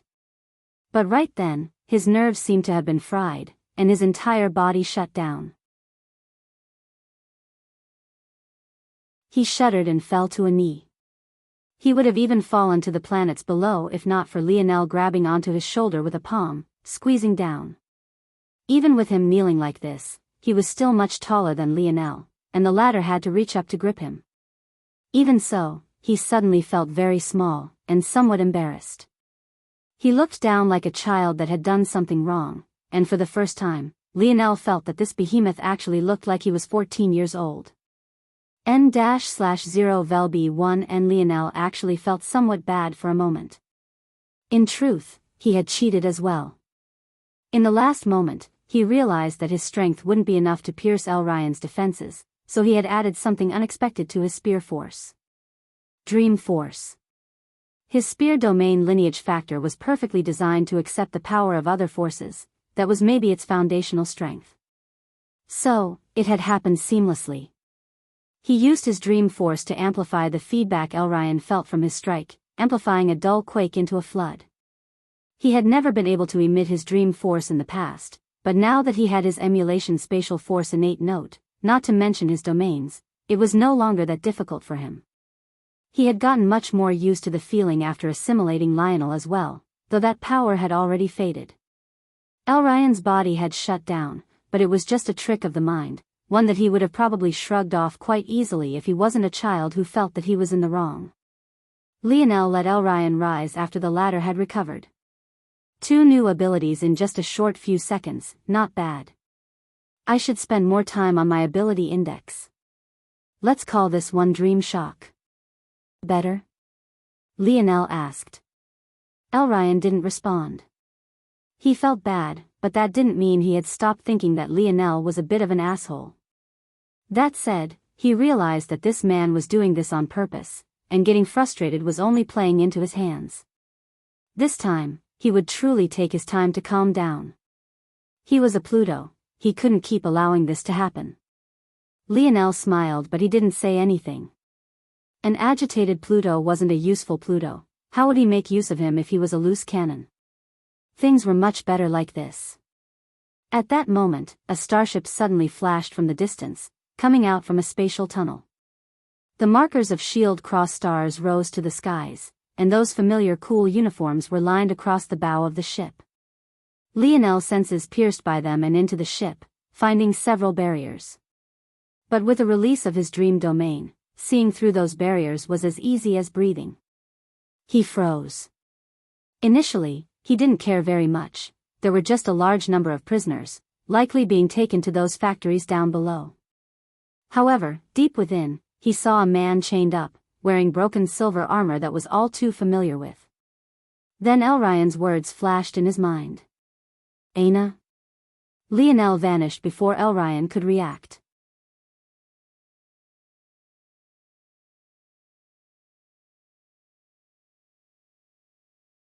Chapter 2240. Published at 16th of October 2023 11:59 and 46 seconds AM. Chapter 2240. Crushed slowly. If audio player doesn't work, press stop then play button again. Chapter 2240. Crushed slowly. Lionel didn't spare the time to think about what relation Shield Cross Stars might have to this matter, nor did he think about how this might be tied to the timeless event. His body moved on its own, and his speed was blazing. Why should he be surprised? It was a deduction he felt was obvious, even though he had never thought about it too clearly, especially after he had decided to crush the human domain. After he had thwarted the plan of God and the bishop, then continued to do so once again in the Camelot zone, he had offended a mysterious organization. Then, not long afterward, Shield Cross Stars targeted him, leading him to become a fugitive. NOVLBN, could there even be such a coincidence in this world? He could feel his mage core rip force from the surroundings, forcing the spatial force to bow in obedience as he crossed into the flying space of the starship instantly. Those of Shield Cross Stars didn't expect to suddenly be attacked like this. Their flags were flying high, and who of the human domain didn't know of their standing? Such a standing had only solidified further after they had crushed the Silver Empire beneath their boots. Who still dared to attack them? Spatial Force User. Deploy the barriers. Cross Elder Avon had yet to be born yet, maybe even his grandfather hadn't even been born yet. This current mission was being led by a certain Cross Elder Crystal, a woman built like a behemoth, standing with hulking shoulders and an even fiercer face. The way the patented metallic skirt of Shield Cross Stars swayed between her legs beneath the forceful nature of her force made it seem as though it was made of silk rather than metal. She spotted Lionel with a sharp gaze. Although she could tell that Lionel was only in the 7th dimension, she felt that something was off about this matter. While it was possible that he was a straggling member of the Silver Empire taking a long shot at revenge, having lost his head to fury, anyone who knew Cross Elder Crystal knew that she did everything by the book. Even though she could crush a 7th-dimensional expert with a single look, she still forced them to deploy the shield, solidifying the spatial force in the region and ripping away what she thought was Lionel's greatest advantage. But soon enough, she realized that her caution actually wasn't enough.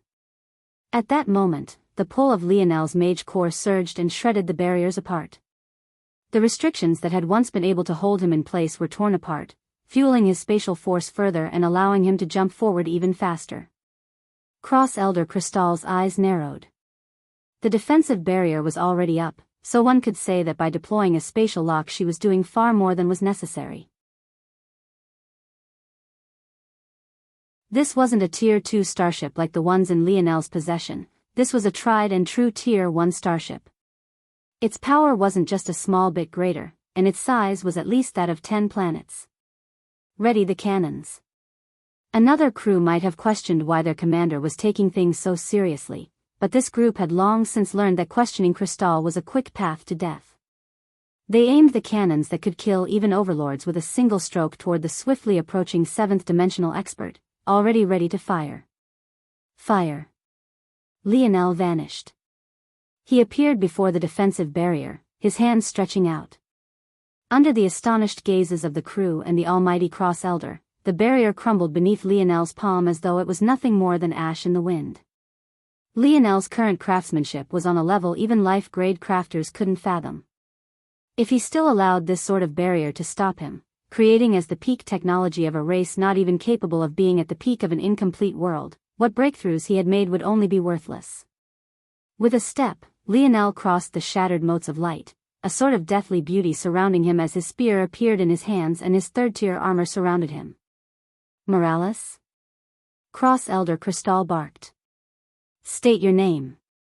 How dare the Morales interfere in the matters of Shield Cross Stars? Lionel's abilities weren't exactly like she remembered the Morales to be, and she had also never seen a Morales without dark hair and eyes, but it was also hard to deny what she was seeing before her. She instantly decided to probe to see if she was correct about her assumption, but all she got in return was a blade. No, it wasn't a blade. It was a raging tornado of swirling spear force. Cross Elder Crystal went pale. When had the Morales produced a spearman with this level of skill? She didn't even realize that she had already forgotten that Lionel was only in the 7th dimension. The spear force didn't even touch her, but the instant it vanished, her subordinates fell to the deck one after another, and Lionel had already crossed by her, vanishing into the ship. She was violently shaken awake. Alert! Lionel, who had already entered the ship, found that all the high lights were turned off, replaced by flashing, deep rouge warning lights, supplemented by a blaring sound that made the ears want to scream. To his back, he sensed an oppressive aura pressing down on him. His spatial force felt more useless in this place than anywhere else. The best barrier was dense force of all kinds. It made it unstable to teleport anywhere, and unfortunately, the walls of this starship were flooded with force pouring in from the core. Lionel could only run the normal way, and obviously, he couldn't outpace an ancestor. But he could outsmart one. His gaze flickered with a dense cold light as his stance shifted, dodging out of the way of a strike coming from his back and cutting a corner. He understood this ship like the back of his hand, and he had a feeling that even this cross-elder wasn't intimately familiar with this maze-like ship. At the same time, this ancestor couldn't attack with her full force for fear of injuring her companions. He would crush her slowly.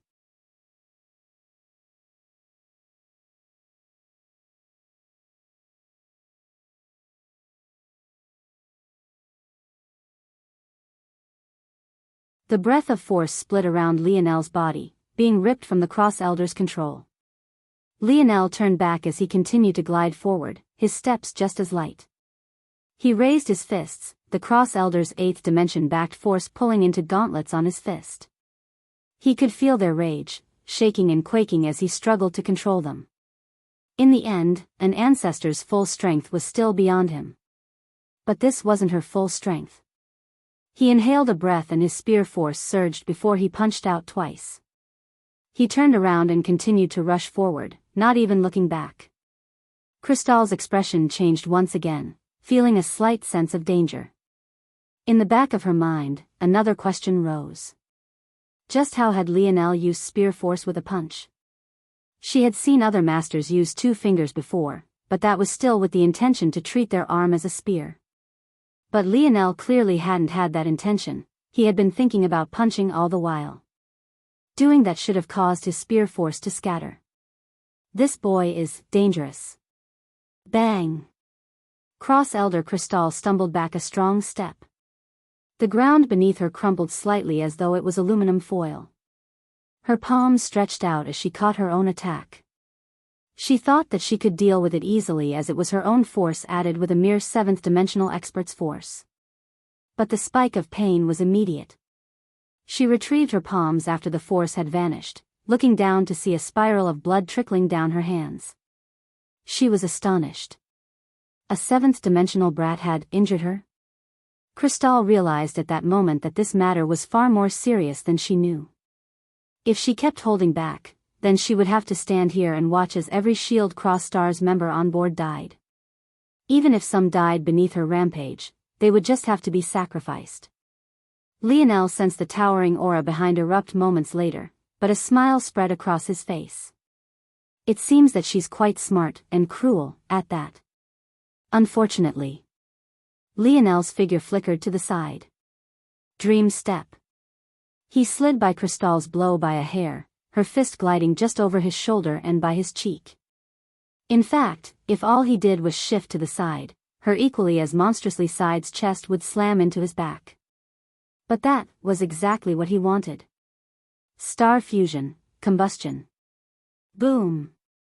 An eruption of red force flooded out of Lionel's body, his strength increasing so explosively that his bones cracked and his skin splintered. His hands reached up, and he grabbed Crystal's elbow with 2 strong hands. The cross-elder's eyes opened wide, but Lionel had already dropped his hips, twisting his core and powering through his legs with his greatest might. Flares of foggy crimson force billow out from his armor as he roared. Crystal flipped over his shoulder, arms flailing as she tried to fly to change her momentum. Unfortunately, it wasn't enough.